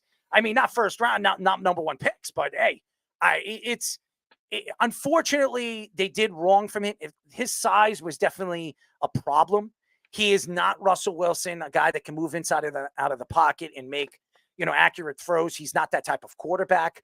When he came out, a lot of people were questioning his size, his durability over there playing for Alabama. He also played in the SEC with Alabama with some of the best offensive line, the greatest coach of all time in college football. So there's a lot of questions on what type of player that he was going to be in the NFL. I think they made a mistake with C.J. Stroud. I think they miscalculated the thought on what Bryce Young was going to be and didn't really see what C.J. Stroud was doing over there at Ohio State. The problem is that people are going to look at what he has done on paper and say, 2 years, it's enough. It's enough watching Bryce Young. I'm done watching him. I do believe he deserves a second chance. I just think that Carolina gave up on him in the beginning of the offseason. I really do believe that bringing in Dave Canales, and everybody thought that they were bringing in Dave Canales to fix him. I do not believe they brought Dave Canales in. I thought Dave Canales was the best offensive coordinator available, what he did with Baker Mayfield. And if Bryce Young was not going to cut it with him, they were going to look elsewhere in the draft next year or the year after when Archie Manning or one of those other guys. I think Dave Canales was there for the long haul. I do not believe after what we saw last year, getting a coach fired in the middle of a season, who I think Frank Wright is a good offensive coordinator, a good coach, to give up on Frank Wright as quick as they did. I thought that it said a lot, and it really marked the thought on where this organization was going moving forward. I think it was Frank Reich's decision on drafting Bryce Young, not CJ Stroud. And I think the reason why they fired him as quick as they did is because Bryce Young couldn't cut it. And I think the NFL has figured him out as what he is as a quarterback. He's too small. He's too skinny, scrawny. The offensive linemen are just too big. Everybody says, look at Kyler Murray. Kyler Murray's fast. He's got lightning feet. He can move inside of the pocket and make plays with his feet. This guy can't. He's not Drew Brees, who's 5'8", has an unbelievable arm and an accurate arm. He's not. I just said Russell Wilson at his size. He's not even guys like Justin Fields, who can use his legs to beat you. He has nothing. There's no strength that this kid has that can completely dominate a game. He played for Alabama. We've seen Alabama quarterbacks come in and come out of the league and completely sucked. Okay. How many Alabama quarterbacks ever became anything? I mean, Tua's the best one, and Tua's out again after his 6th or 5th concussion. It was a bad choice. Unfortunately, I do believe he deserves a second chance. I just don't know if any team's going to take a chance with him. And you're not going to get much for him, a.k.a. Zach Wilson. By the way, Drake May is coming in. So very interesting. Yes, it's interesting because I do think the Panthers organization, since they switched ownerships, have been very dysfunctional as a whole, even before they drafted Bryce Young. At the same time, Bryce Young, a lot of the mistakes he's made are self-inflicted too. He's overthrowing receivers a lot, receivers that are open. And Frank Reich is a good enough offensive coach where he's worked with a lot of veteran quarterbacks, rebirthing them, and working with, once Andrew Luck retired, a lot of quarterbacks, we were talking about Jacoby, we said earlier, to get them to be competent. Oh, he's not coming in. They have decided to sit him out for this play, but I guarantee you will see. If they don't score here, you're going to see Drake May. Yeah. And Bryce Young, I think, has some traits that are very good where I think he still can develop with, like Stuart Schweigert was saying, maybe a better coach. But at the same time, the Panthers' offensive weapons, whether Canales becomes a good coach or not, I still have hope for it. But again, it's a bad start, 60-point differential is not good. You still need that guy that trusts him. Maybe it's Baker Mayfield 2.0. Baker Mayfield had bad coaching at the beginning of his career. Hugh Jackson and then Freddie Kitchens was absolutely terrible. Maybe it's another situation like that. Maybe he just needs to change the scenery because the Panthers have been just a dysfunctional mess. They're turning into one of the worst runs organizations we've seen. The Broncos, maybe they're the AFC version of that, and maybe the Panthers right now are the NFC. But he still has his own flaws to figure out too. Why did the Jets slide? I mean, what was that defense? I mean, did you see what's his name again? I don't know who it was. He slid on the ground. He would not hit Jacoby Brissett. I don't know if anybody just saw it. He just fell to the ground and slid like a first baseman because he didn't want to hit Jacoby Brissett. I mean, come on, guys. Well, what the hell is that? And this is Robert Saleh's defense. They step back and they play prevent defense when they have such a big lead. It's ridiculous. I mean, burn a hole in them. Show them. The Patriots have done that forever to you as an organization. Why aren't you doing it to them? I just don't understand it. You're giving him time to throw the ball, playing prevent defense. That's not going to win you football games. It's not over yet. You're still in the second quarter. You still have 4 minutes left. They score here. They're back in this. It doesn't make sense. Robert Saleh, another. Just stupid coaching. Bambi is back again. Okay. Bambi has to call it elegant defense that is very passive. It's ridiculous. I mean, this team is do they realize here comes a touchdown? A penalty? Is this a penalty? I don't think so. No. Thank Yep. God. I think the hit came after the ball was passed. No, it's not a penalty. It's not a penalty. That's going to be PI. That's passing inter? Oh, even more. It's What? too offsetting. Oh, you're ahead of us. You're ahead of us. So we don't know what's Sorry going about that. I'll stop. Yeah, you're way ahead of us here. We're still Yeah, honestly, you guys have predicted everything. This is what's going to happen. They're giving it away. They're trying to let them back in. Then they're going to hit Jamar. Then they're going to hit the quarterback, and then Drake May is going to have to come in like Brian Cox all over again. And it's Brady for another 20 years, but it's Drake May. Domination of the AFC East once again. Fish, I don't know if I told you this. The only Jets game I ever been at, they were honoring Mo Lewis at the start of the game. Yeah, jeez. I don't want to sit here and I hope Mo-licious. Yeah, well, enough said with the whole Bryce Young situation. Kyler Murray is strong. Absolutely, Keith. I think Kyler Murray, you can't compare these. That's the point I was going to make, the one that Keith just said. They list Bryce Young at 5'10", 205. There's no way Bryce Young is 5'10", 205. No, Bryce Young's probably he's 5'9" and change at best, and he's $180 soaking wet. That dude is not able to put up with the punishment that Kyler Murray does. He doesn't have the same speed as Kyler Murray. And the problem is he can't see over the defense, and he's guessing because he's getting shell shocked because he's running into sacks. He doesn't know how to set protections for some reason. I don't know if that's a common thing with Alabama quarterbacks and why they don't succeed, but I'll tell you right now, the reasons what we're seeing here is he's just getting sacked because he doesn't know what's going on in front of him. It's a problem, and that's why the quarterback, Canales, is abandoning ship right away. You just know you can't win with a guy that can't set protections. There's no doubt. Can't see downfield. There's no doubt there's a huge problem right now with the Panthers, and they're digging deep. That's why they brought Canales in. I think it's a big mistake. What they're doing with Bryce Young, sitting him out, because now he loses confidence. Yeah. So now why would you bring him back this year? You're not bringing him back this year. There's no way he comes back unless they have to trade him. They either have to trade him or they go into the offseason and figure what they're going to do with him. I mean, toss him out as a piece of garbage. Maybe get a second and a fourth for him. I mean, they're not getting that much if they wait to the offseason. They got to do it now. The Jets got that for Sam Darnold. So why couldn't they do that? I mean, it could happen. Sam Darnold showed some signs of life. I mean, it's very there it is. That's intentionally grounding. What is that? That's intentionally grounding. I'm sorry. Brissett is trash. I don't care what anyone says. He's not very good. Gone. He can't push the ball downfield. He's gone now. There comes Drake May. He's walking. He's limping off the field. Drake May is coming on the field no matter what. There it is, Fish. Your origin story. There it is. Patriots. It's the origin story of the great Drake May. Starts tonight. Now the real question: who will be the We've Giants? all been waiting for this in 8 years. We all know who it's gonna be. Tommy DeVito. In 8 years. That'll be the story. Like he disappeared. We don't know what happened to him for 6 years. Can we stop here? We thought that he got hit by the mafia. No, I'm just kidding.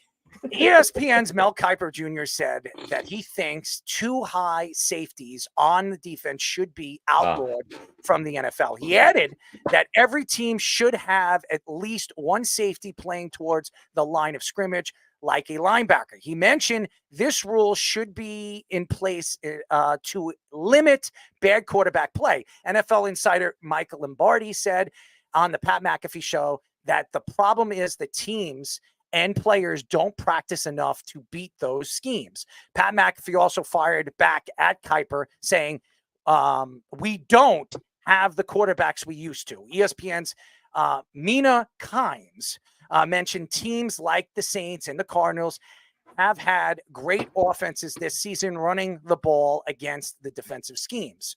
Only 5 quarterbacks have thrown 300 yards in a game this season.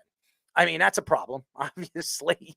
5 quarterbacks, ladies and gentlemen. 5 quarterbacks that have thrown 300 yards. What it tells me right now is they're trying to find ways to open up the offense again for the quarterbacks. It doesn't make any sense. Why keep changing the game and the way it's played? It's working fine. Why? Because the defensive schemes are figuring things out and not letting wide receivers break out and put up 100 yards every single game. It doesn't make any sense. Now, I understand what Mel Kiper is saying. We heard Stuart Schweigert say that he likes it.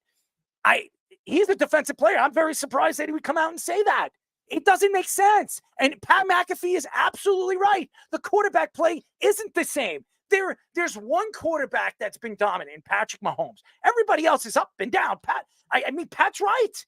There's no steady quarterback play.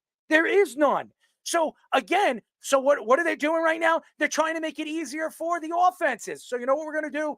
We're gonna change the safety play. We're gonna move this safety here and only keep one safety out there. It doesn't make sense. It doesn't. Why ruin the game the way it's played right now? It's working. There's still good offenses. Now, obviously, there's only 5 quarterbacks that have 300-yard games. So what? So what? Last year, the defenses figured it out too. There will be breakout games. There will be. I think right now, Aaron Rodgers has a chance to break 300 yards tonight. That's another one. So why are you trying to change the game? Now, again, the NFL thinks that they know more than everybody else does. They're smarter than everybody. They're wrong. They're wrong. These game changes, the NFL has made mistakes. It doesn't work. By the way, look at the injuries that they have right now. Cooper Kupp, Nakua, all these guys. And it has nothing to do with protecting the players because it's the field. If you care so much about protecting the damn players and the quarterback, change the goddamn fields. Yes, I know you were on fire in on this one, so I'll let you go. Change the fields. That's the problem. That's the problem right now in the NFL. The effing fields. I think the problem is nobody knows how to teach the quarterback anymore, except for Andy Reid, who comes from a great lineage of great coaching from the West Coast system and Bill Walsh type era. There's not a lot of guys that know how to do this. You see, we thought Dable was this like quarterback whisperer with Josh Allen, and he was with Hurts in college at Bama for that year when they won. And had two of, all these guys, we think this, but really what kind of offenses are they running over there? They're not running the read progression offenses that we saw guys like Peyton Manning run, that Tom Brady ran before him. And it's those offenses are extinct because nobody knows how to run them. They got so sophisticated, people forgot about it. And they're like, well, why don't we just do this spread stuff? We get fast guys to run, and then we'll just make some plays on the run because, Aaron Rodgers can kind of do that. So let's just do it that way. And then we don't have to teach the quarterback. And at the college level, it works. And now what do we have? Mel Kiper, of course. And by the way, Allen's playing a lot more snaps. Is Breece Hall hurt? Is he hurt? Have we seen I don't think he's been playing. I just think that, the game's kind of in hand now. Let's look at the bruiser on him. This is the game plan. They should have done this all along. They should be going to a full heavy offense the rest of the way and just run the clock out with this guy Allen. He can do it. They should, but they're not going to do that. And maybe Bambi will. I mean, he's an idiot. Well, you score a touchdown, it'll be up 28-3 against the Patriots. I think they should stick it down their throats. The Patriots have been doing that forever. Getting back to this too high thing, which is crazy to me on so many levels, because offense and defense, the history of football, there's probably the best football book I ever read was Smart Football by Chris Brown. And all it was a back and forth history of how offense did this, and then defense adjusted by doing this type of formation. And then offense did the run and shoot. And then we had the 4-3-1 gap scheme of Jimmy Johnson. And then, we came out with more of a spread attack. And now you see Belichick comes out with the hybrid 2-gapping nose with the 3-4. And then just back and forth. And it's gone back and forth more since that book came out. And we know that's just how football goes. So right now, defense has the upper hand. Are you trying to tell me that offense isn't going to figure it out? Or we have to change? Now make two high safeties a legal defense? Where they're going to take technical field goals? Technical foul shots, like illegal defense in basketball. What are we talking about here? This doesn't make any sense. You're going to throw a flag on a guy because the safety, instead of being at 5 yards even with linebacker depth, is at 8, at 10, at 12. The only requirement is you have to have 4 guys on the line of scrimmage in some capacity. Why are you going to change anything else? Well, I mean, that's what they're saying. It's easier to cover, deeper, and you can run different coverages at a 2 high safety. Generally, 2 high safety, you see people, you see man coverage, you see 2 over man, but also quarters coverage, which has been very popular, is a great way to, cover 4 quarters coverage or matching quarters. And it's kind of like a man switching kind of concept. You can be more aggressive in the run game in the alleys because you have safeties in the alleys, and they're kind of coming. It's a much more aggressive defense against the run and the pass. So people are saying, well, we can't run against them, we can't throw against them. It's not fair. Defenses have such an advantage. But don't we remember that the defenses aren't allowed to hit the quarterback anymore? Mm-hmm. Right. That the defenses aren't allowed to hit anybody coming over the middle anymore. Drop tackle. That corners and safeties can't even tackle at the by using their leverage on a big bruising back because that's a hip drop now. What are we? Get out of here with this. Mel Kiper just needs to just be quiet until draft time. And he just has to retire. He's got to stop drafts. His drafts are terrible, anyways. His boards are terrible. I mean, he's been wrong on almost every single board that he's drafted on in the last 40 years. The guy's an idiot. All right, Sami, your thoughts? This sounds horrible. This sounds like the most. Stuart likes it. This sounds He's like the only one that likes it. The goofiest, the dumbest. Like, I don't understand what this. You know what this also sounds like too? You guys know what the FCF is, the fan controlled football league, where like you get to control like your whatever plays you get to pick or whatnot. It's like Madden. That's what we're watching. It's like you're playing a video game. They stream it on Twitch and everything too. Why is it that we're complaining about bad QB playing, bad and low scoring? And like, you might as well have Goodell and the owners and the commentators up there running the plays saying, hey, we want to see this so they can have something to talk about. You would like that, right? That sounds like a great idea. I like anything that has anything to do with Roger Goodell being on the field so I can kick the you-know-what out of him. I would love to hit Roger Goodell. Give me by the way, Roger Goodell's a pretty big guy, but I would love to run a couple of times in his body, knock him out. I mean, he's making $55 million. He might as well put his body on the line anyways. Piece of garbage. I mean, seriously. We are in this is another thing I want to iterate. We are in week 2. Week 2 going on. Oh, I'm sorry. Now we're in week 3. We are now in week 3. There is still 15 weeks left. Calm down. You will get your offense, Mel. Kiper. You'll get your offense. Now we're seeing Davis. Now we're getting a chance to see Davis, the running back, on the field. It's a bit of multiple. Now they got two running backs set. Here it is. I know it. I know you said something. I know it happened. Oh, look, Roger's gonna get 50 more yards, and then he'll get his over 300. Yeah, he's definitely gonna break 300. He's definitely. They're gonna make in the sure 90s. In the 90s of Florida, Steve Spurrier did a lot of like backs coming out of the backfield on angle routes and flat routes, trying to mimic what a slot receiver would do, and it became like very popular for a while. But it was more like under center back then. If you do it as split back or pistol with like kind of the other guys in shotgun and kind of offset like a fullback almost, but not really, you can get away with a lot of those plays. I know you're not running option with Aaron Rodgers, but you don't have to get 2 great running backs. And then use the H as the blocking fullback to lead across for Braylon Allen when you want to do power, and then do some outside stuff or cutback stuff with Hall. It's just too easy. Just do it, and then let Aaron Rodgers carve him up. Stupid penalties. Yahoo Sports reports that the NFL could change rules to kicking more difficult because kicking more is difficult. Former kicker Michael Husted suggested that the NFL could narrow the uprights or raise the crossbar higher. He also added that a lot of kickers today are better athletes rather than being the skinny guy on the team. Former kicker Mike Hollis also added that the kickers got less time to get chemistry with their long snapper and holder as they did in the past. Speedy, you spelt it wrong. Ever since the Tony Romo botched snap in the playoffs in 2006, most teams use punters instead of quarterbacks. Former 15-year kicker. What happened over here? Morgan Moses is down. Oh, there we go. Yeah, you got Olu time now. He's already on the field. It looked bad. He went down, and he looked like he was in a ton of pain. It could be a leg broken. Nick Novak thinks it's unnecessary to narrow the goalpost. Of kicks over 50 yards this season, kickers are 37 for 39, with both misses, oddly enough, coming from Justin Tucker. There should be no changes with the kickers. It should be no changes of narrowing the crossbar, raising it up. I don't want to hear it. They're skinnier, they're bigger, they're stronger. Who cares? What do you want? You want the kickers to tackle now? It's ridiculous. But let's bring them in the defense. Why don't we do that? The kickers have bigger legs than half the defensive players. I mean, they're probably bigger than the offensive linemen. Wait, this doesn't make sense. And again, the NFL trying to make rules and change rules to make it better. There's nothing that needs to be changed right now. As you see, 37 for 39 when it comes to kicks. Justin Tucker was the only one that missed both kicks. And out tonight, obviously, we saw one of the Jets, Greg the Leg, missed a kick. But nevertheless, Mike Hollis, who we've had on the show, is absolutely right. They're absolutely right. They should build chemistry with the long snapper and the holder. Why aren't they doing that?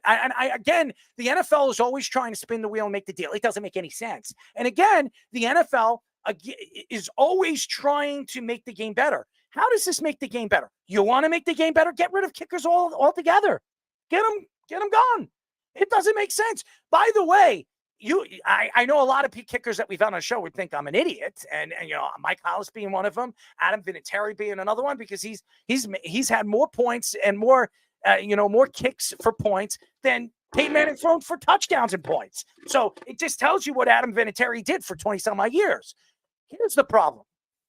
When you look at the league and the transition of the different rules and regulations of the new penalties and the calls and the kickoff returns and everything like that, does it benefit the league in the long haul?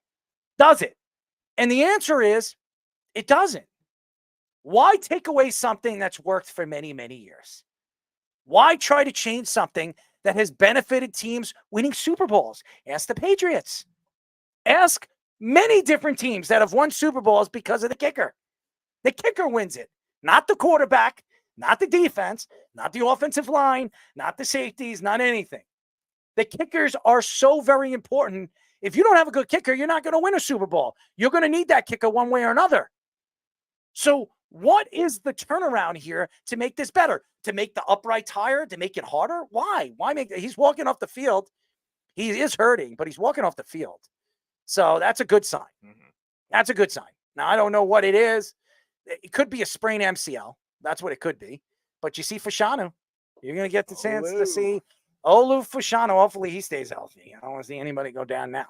But Still could be an ACL or something if he's walking, but at least it's not broken. He's got a lot of weight on the ACL. He actually is walking off the field. I think if it's anything, he sprained himself.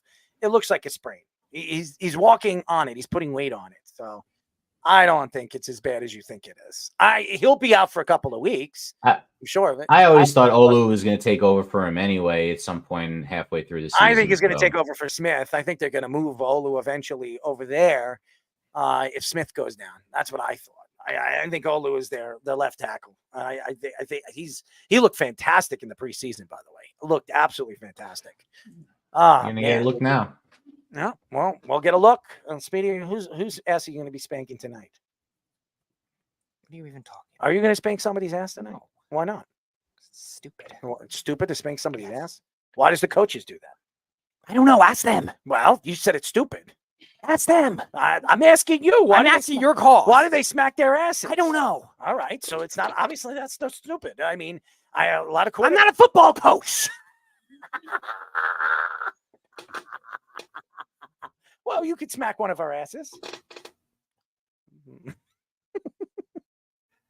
Well, you know, the in football you do have to go under center sometimes. Speedy likes to grab under center, right, Speedy? You don't like to grab anything under center? I like to grab. Okay. You want me to be the quarterback and you be my my center? No. That would be cool, right? No. Oh, No. I don't know if I could find them, but if I do, I mean, it would be a pretty good set. Fourth and 2. Speedy, we're gonna have to go low on this. What do you think? You think you could block for me? No. Then what are you gonna do? Push. Tush push. I'll push your tush. No, you won't. I mean, do you want to push my tush? No. All right. Whose tush you want to push? No. No what? I'm not involved in that. I like the tush push. All right. Go train for the Eagles next year. The Orange County Register reports there's still a chance that Shohei Ohtani could pitch in the playoffs. Dave Roberts and Ohtani is progressing from surgery well and could see him pitching in either the starting as a starter or in the bullpen role. Roberts said that he kept Ohtani in a designated hitter role all season, anticipating he could come back. Ohtani is also 2 home runs and 1 stolen base away, which he did it tonight, by the way. He breaks the record, so I don't even have to say it. Ohtani had his surgery about a year ago and is expected to face hitters in a live batting practice next week. The Dodgers just got back Yamamoto from last week, but also lost starting pitchers Gavin Stone, Tyler Glasnow, and Clayton Kershaw to injuries. So, wow. By the way, congratulations to Shohei Ohtani having the game of his life. 6 for 6, 10 RBIs, 3 home runs. I mean, he's unbelievable. Why would you put him back on the mound? Why would you put him back on the mound when he's doing what he's doing? It doesn't make any sense. You're putting him out harm's way. You got a guy that's doing 50-50 and doing what he's doing. It just doesn't make any sense. It doesn't make any sense. I have no idea what the Dodgers are thinking. But again, the Dodgers are not a very classy or smart organization, as we all know. Let's ask Fernandez when he was throwing, chairs, at the dugout. Remember that? I think everybody remembers Fernandez doing that. I remember Oral Hershiser cursing on the mound when they, a couple of, in the 90s when they won their last World Series. Remember that? Screaming at the other dugout at the Bulldog. Yeah. So, guys, I mean, honestly, as an organization, and by the way, we're going to probably see Drake May. It seems like that's. Oh man. So, expect it. There we go. There's a hit right there. There we go. You guys are playing pretty stupid, getting personal foul penalties, doing dumb stuff. Well, thank for you the Drake May 18-point comeback on the way. I doubt that's going to happen. In 14 minutes, I don't know if he's going to do that, but Drake May, the Bambi. Bambi's pissed off. Bambi's screaming. Morgan Moses is walking off the field. He looks. I obviously they're going to check. They're going to give him an MRI. No. I do not believe it's a tear in his ACL. I don't believe it. But it was a stupid penalty.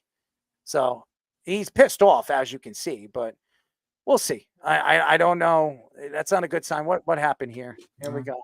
That's great. Great move. Great play. He's probably not going to have a job at the end of the week. Good old Bambi. Charles, who the hell is this guy? Oh. What an idiot. What an idiot. What a fool. How stupid could you be? I mean, you're winning the game. It's 21-3. How stupid could you be? That's how you get cut from teams. I mean, that's a fringe player. Well, he's going to be cut probably. I mean, you look at Bambi. He's probably rocking with Gumby. Remember Gumby? Sure, Aaron Rodgers. They don't remember Gumby. The phone right now. They don't remember. They definitely don't remember Gumby. No way. Alf. You guys have you ever heard of Gumby or Alf? Either one of you? I've heard of Alf. Gumby, no. Alf's my man. He's my man. We got Brissett. Is that Brissett or May? That's Brissett. I think they're probably better off keeping Brissett. You guys are more than 8 or 9 seconds. You're like a 30 seconds behind me. Whatever, man. Well, don't give us any information. By the way, they dropped the ball, so the Jets have the ball. Hey, look at Robert Saleh. Look at Rampy. He runs out on the field. By the way, what is he wearing? I mean, he's wearing pants. What is he wearing? Like his kids, his high school pants or something like that? Does anybody see what he's wearing on the sidelines? Bambi is trying to come out with a new style. I mean, what the hell is that? By the way, they did take the ball. By the way, it was a good play. Who's that? Ramondre Stevenson. Oh, that's not good for you.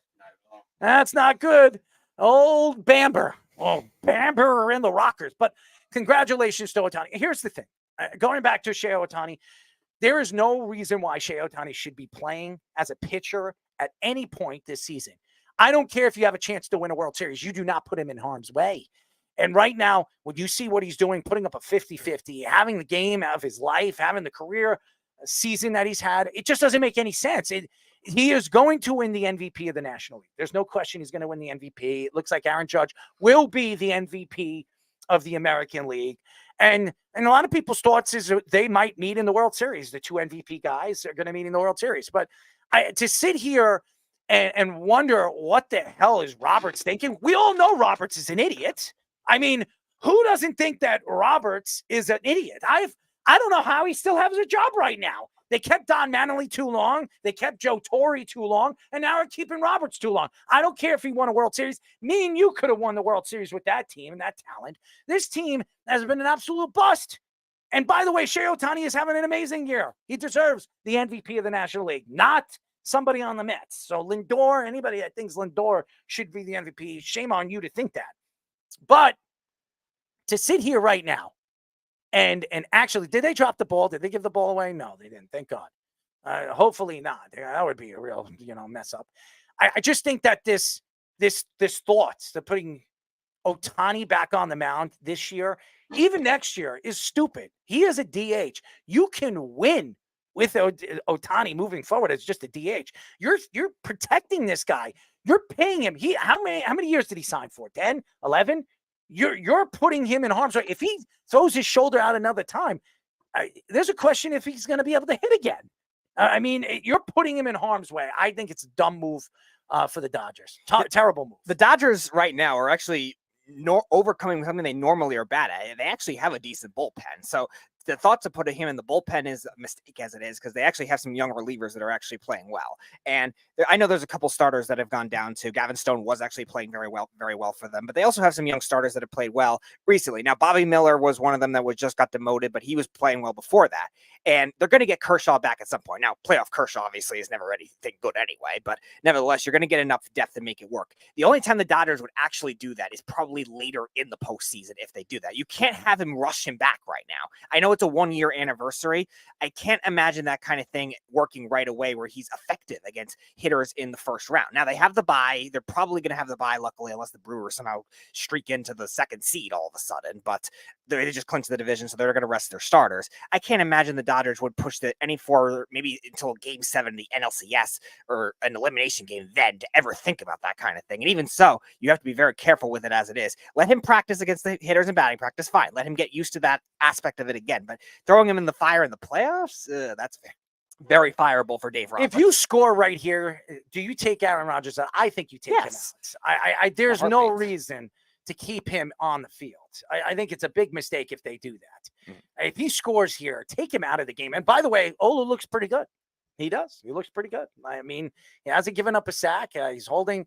I think he's the real deal. I already thought Fashanu was going to be the real deal. So I think every Jet fan thought Fashanu was going to be. Hopefully Morgan Moses does come back this year. You don't want to lose a big key player like that, but we'll see. He was walking off the field. He wasn't happy. And usually when they get off the field, they're going to give you the MRI and it doesn't look good, but he walked on his own terms. So it could be an MCL sprain. That's what it looked like.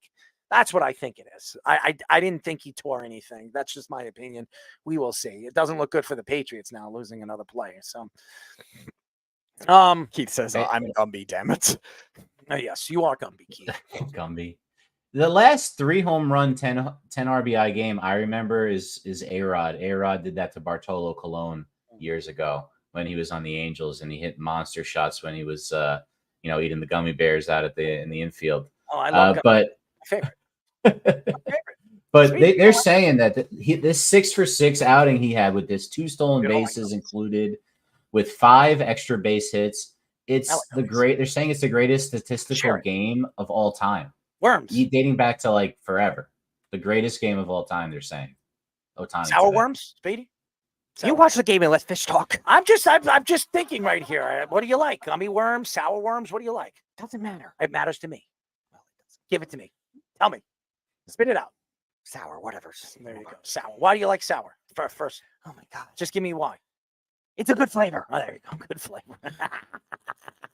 Hey, the thing is, they could have Betts, Freeman, and Ohtani at the top of their order, but if they have no pitching, they can't do this without another pitcher in their staff. They may have to rely on Ohtani at least for a few innings. They still. That's why I said later round, like a second round. I don't. Again, if they need it for that's a 5-game series, but again, they don't need it for they're gonna have the bye.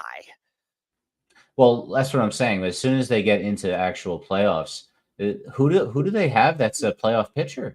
The Glasnow's done. Kershaw is not. It's Buehler if he come back to his form again. He's been a good playoff. Buehler was not, but Buehler was not good this year. Not this year. No. And he hasn't been good in a few years, and he's had injuries. So sometimes guys just never bounce back. And it's very concerning. But they have some offense. And if you try to tell me that Scott Hatteberg in the movie Moneyball can learn how to play first base enough for them to win 22 straight games, you can't teach Ohtani first base or something like that. This guy's super athlete right now. You know what I mean? In the course of this contract, you could put you can't. You trying to tell me you can't play a halfway decent right field? Are you trying to tell me that, or even left field, whatever's better for him? Probably left. You trying to tell me that he can't to learn because it's over there at left?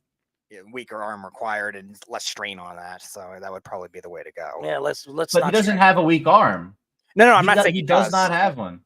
Don't strain it. But that would be the argument. You don't want him covering so much ground, though. Yeah, right. So for me, the question is, do you? There's 3 different ways they can go with this, right? They can just leave him as DH, number 1. They could bring him back as a starter, and just hope that he doesn't hurt himself again, and he gives what he did the year before when he was a Cy Young candidate. And then the other option is he's your super reliever. You know, you give him a couple of days off, and it's like he's throwing bullpens. You give him like 15 pitches, and he's like your closer or your high leverage guy during the playoffs. Ease him back into that is what I'm saying. Like maybe don't. Yeah, that's what I'm saying. Like 15 pitches.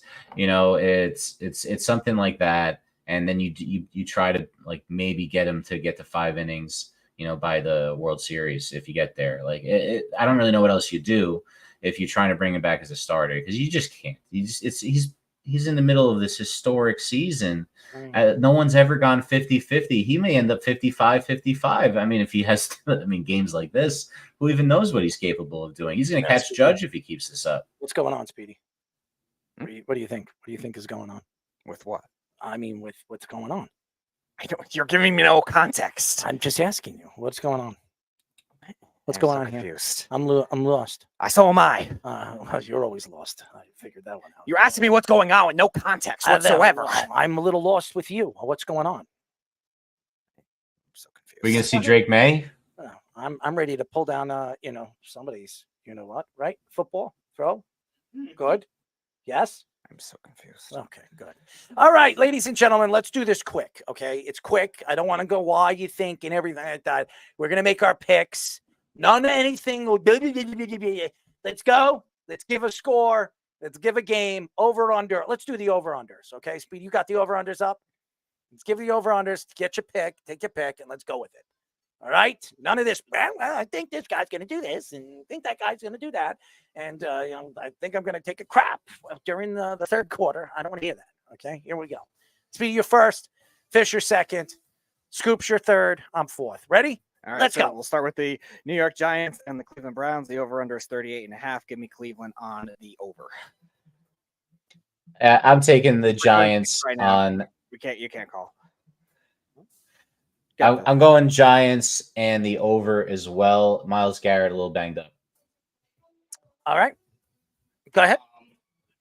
Speedy, just leave it on. I'm going to go with Fisher's pick too. I'm going with the Giants and the over. I got the Browns. I think the Browns win this game. I think it's very, very close, but I do believe it will be on the over. All right, so Packers at the Titans. The over-under is 37.5. I'm going Tennessee under on this one. Same. Tennessee under. I think the Malik Willis run train is over. Going Tennessee. I'm going Packers. I think the Packers win this game. What do you have them? The Tennessee on the over? Under. I have Packers on the under. All right, Eagles and the Saints. The over-under is 49.5. Give me Philly. Give me the under. Saints 3-0 under. Defense smothering. I got the Saints. Saints on the over. All right, yeah, Saints on the over. I got Philadelphia winning this game, heading out. They're giving the Saints their first loss. I think the secondary plays well in this game. The young secondary the Eagles have. You guys had the Saints on the over or the under? I had Eagles under. They had the Saints on the over. I have the Eagles on the I under. had Saints under. We all have picked different ones. Mm-hmm. All right, so Chargers at the Steelers. The over-under is 37.5. I'll go over for this one. Give me the Steelers.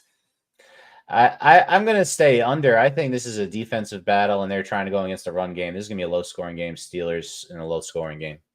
Under. I'm going to go Chargers on the under. I agree with the low-scoring game, so I'm going to go Chargers on the under.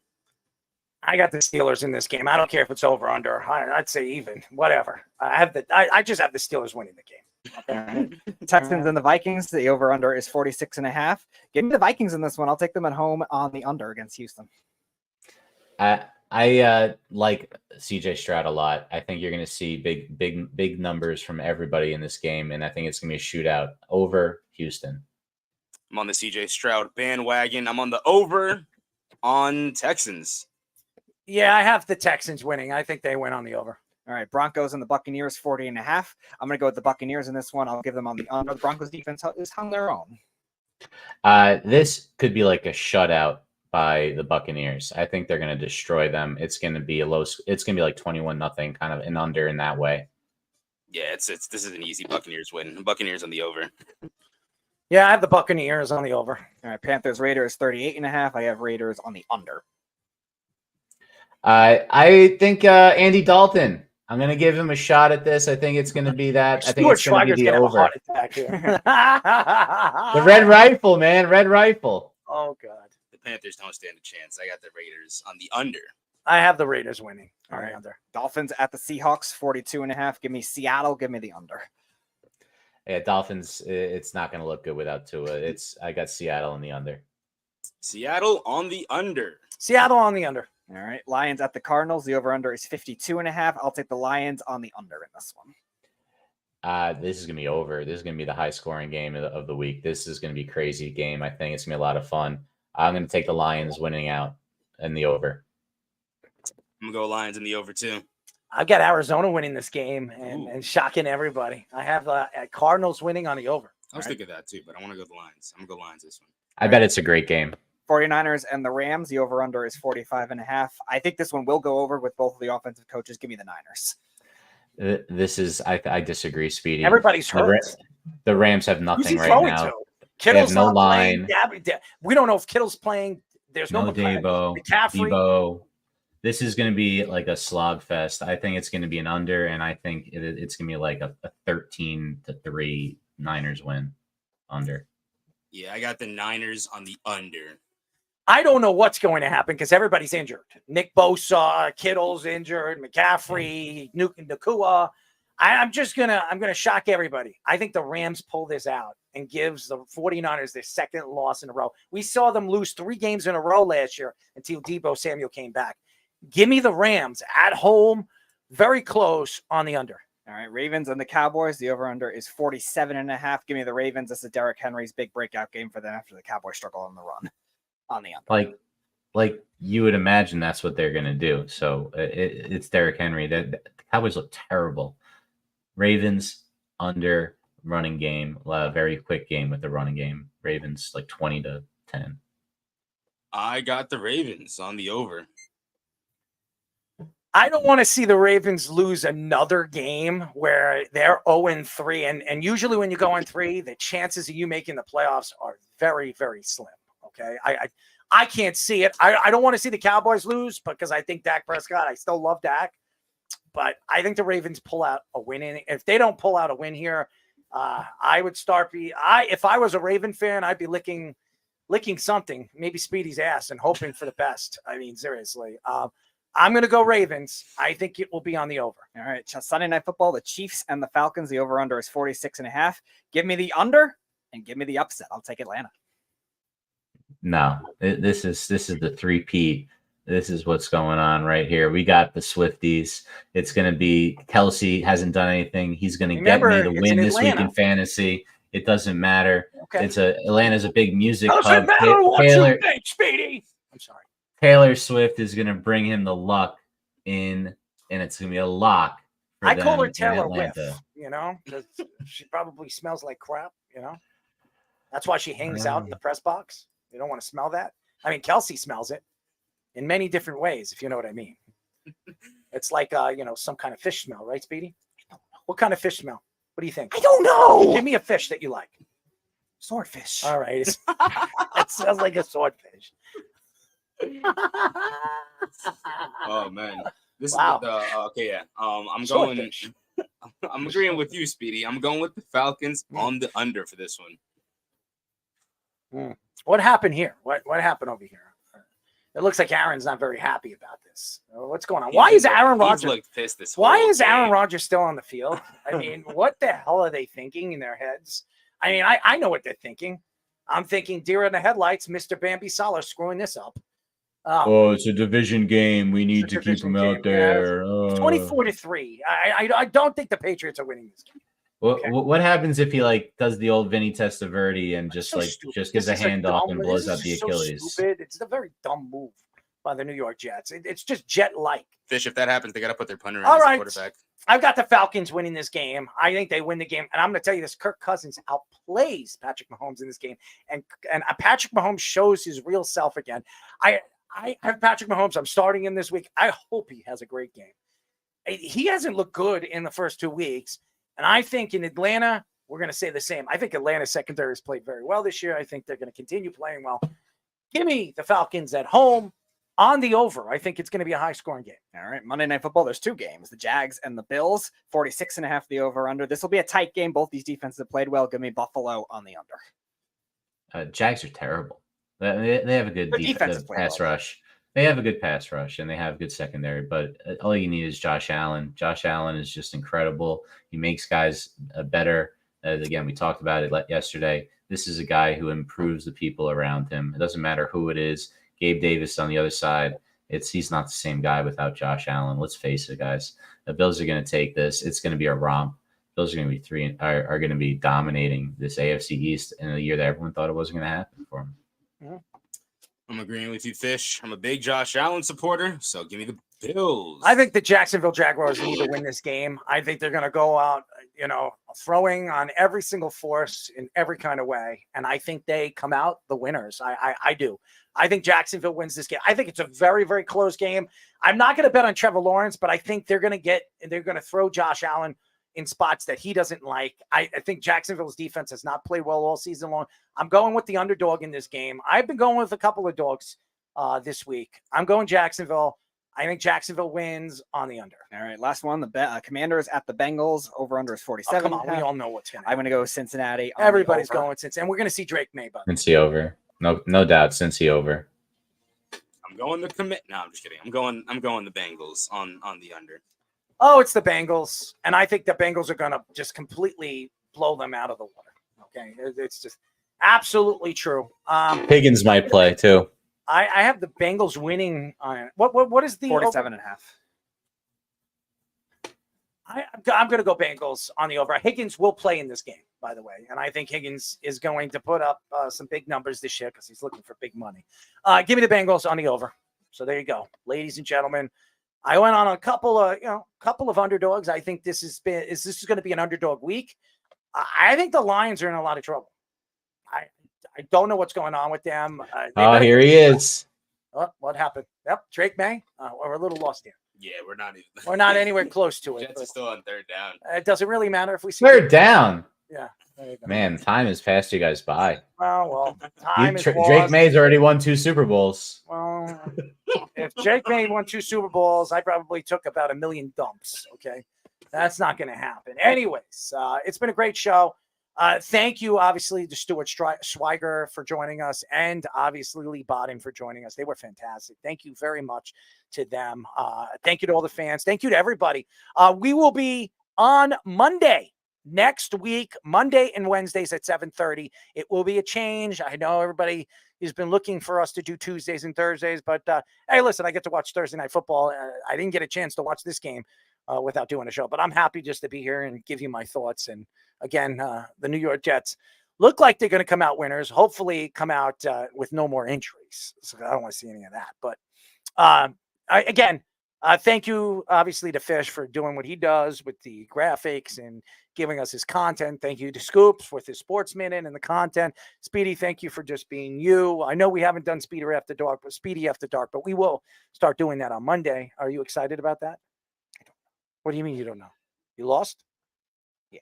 You lost? Mm-hmm. That's a good one. I think there's a lot of thought to that. I hope. All right, think about it. You have a brain. Think about it. I have thought about it. I'm thinking about it right now. All right, you can think about it. Could we think together? No. Could we put our heads together? No. Any kind of head together. Could I put my head to your head? No. Why not? Kisses are up. Ew. I didn't say I was going to kiss you, but he could kiss you. Ew. What do you mean? What are you talking about? Ew. Well, what? He can kiss you. I don't care. Do you want to kiss him? No. Why not? I don't want to kiss anything. Well, I didn't say kiss me. I said kiss him. I don't care. I mean, who wants to kiss what, or who wants to kiss it? Not happening. Why not? I'm not exposing myself. I'm exposing myself to All you. right, then you do it yourself. I'm doing it to you. No, you're not. Why not? You are not doing anything. Lunch is good. Are you good for lunch? Are not making My contact. lips are sealed.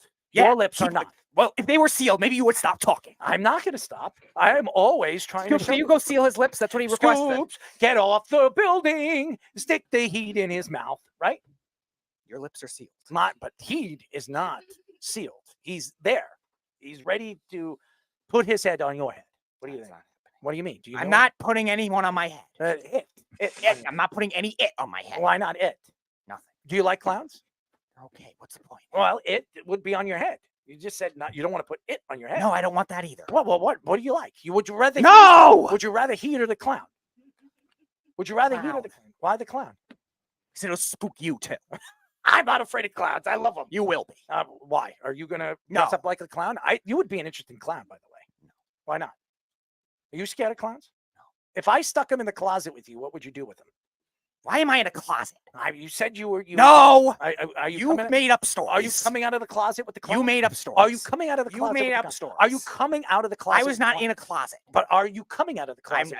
It's hard to be in a closet. It's hard to come out of it if I'm not in one in the first Well, place. you just said you were in one. No, I said you imagined I was in one. I was imagining Yes. you were with a clown in a closet. Yes. But why aren't you hanging out with the closet in a clown? Because I'm not interested in either one. But you're not sure about the closet in the clown. But I'm not sure about it. No. So I don't need to be a part of it. You're interested in the clown. No, I'm but not. closet. I didn't say that. Oh, well, come on. Give me some information here. I'm a little lost. You're twisting everything. I twist everything. I know everything, and I've lost everything. Are you losing the heat? I've never had. Are it. you? I never losing the had heat? it. Is he touching you on the head? No. Why not? Nobody's touching my head. Heat is touching you on the head. Nobody's touching my But head. he has one eye, and he can touch you on the head. Makes no sense. He doesn't touch you with one eye? Makes no sense. What do you mean it doesn't make any sense? Heat is going to touch you on one head. I'm lost here, but So am I. Well, you're always So lost. don't think about it. I'm thinking about everything. We're thinking about everything. We're here, but we don't know where Heat is. But he could be hitting you on the head. Well, he's not. How do you know? He has one eye. I don't care.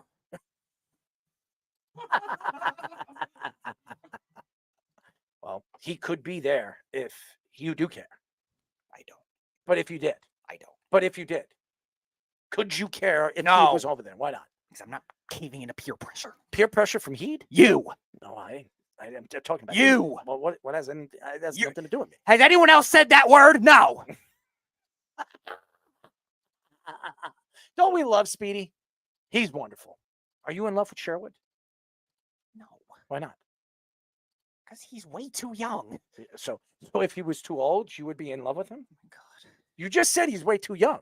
So It's a simple answer. Don't need to overthink things. I overthink everything. Okay, so put that together with. Why don't you go to a group of overthinkers then? There we go. We have overthinkers right here on the show. All right, so you three have a private meeting about overthinking things. Could we show heed to you?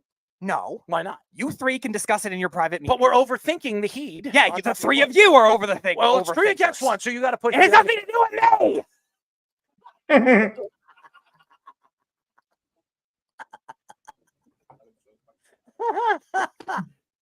Well, ladies and gentlemen, that's Speedy Petey. We did add a little bit of Speedy after.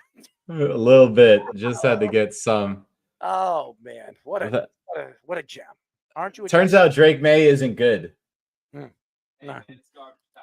It's garbage. You know, he has. Turns out he's not Tom Brady. Well, there he is. I'm not coming out. There is no closet. That's great. Speedy, are we going to go into that closet after the show? Never. Can we share the closet? Never. It's your closet.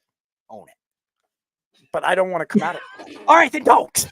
But you have to come out of the closet. No, I'd rather lock you in.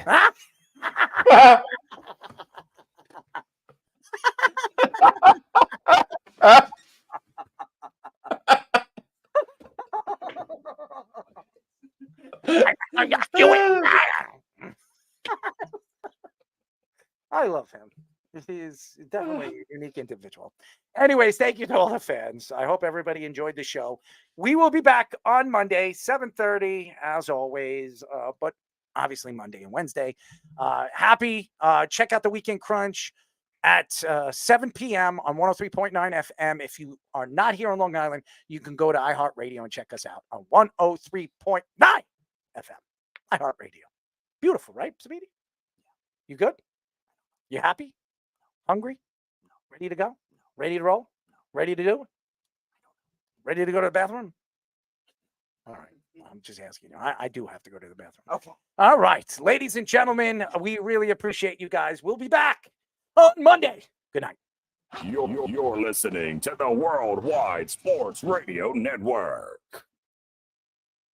Take a look under your bed.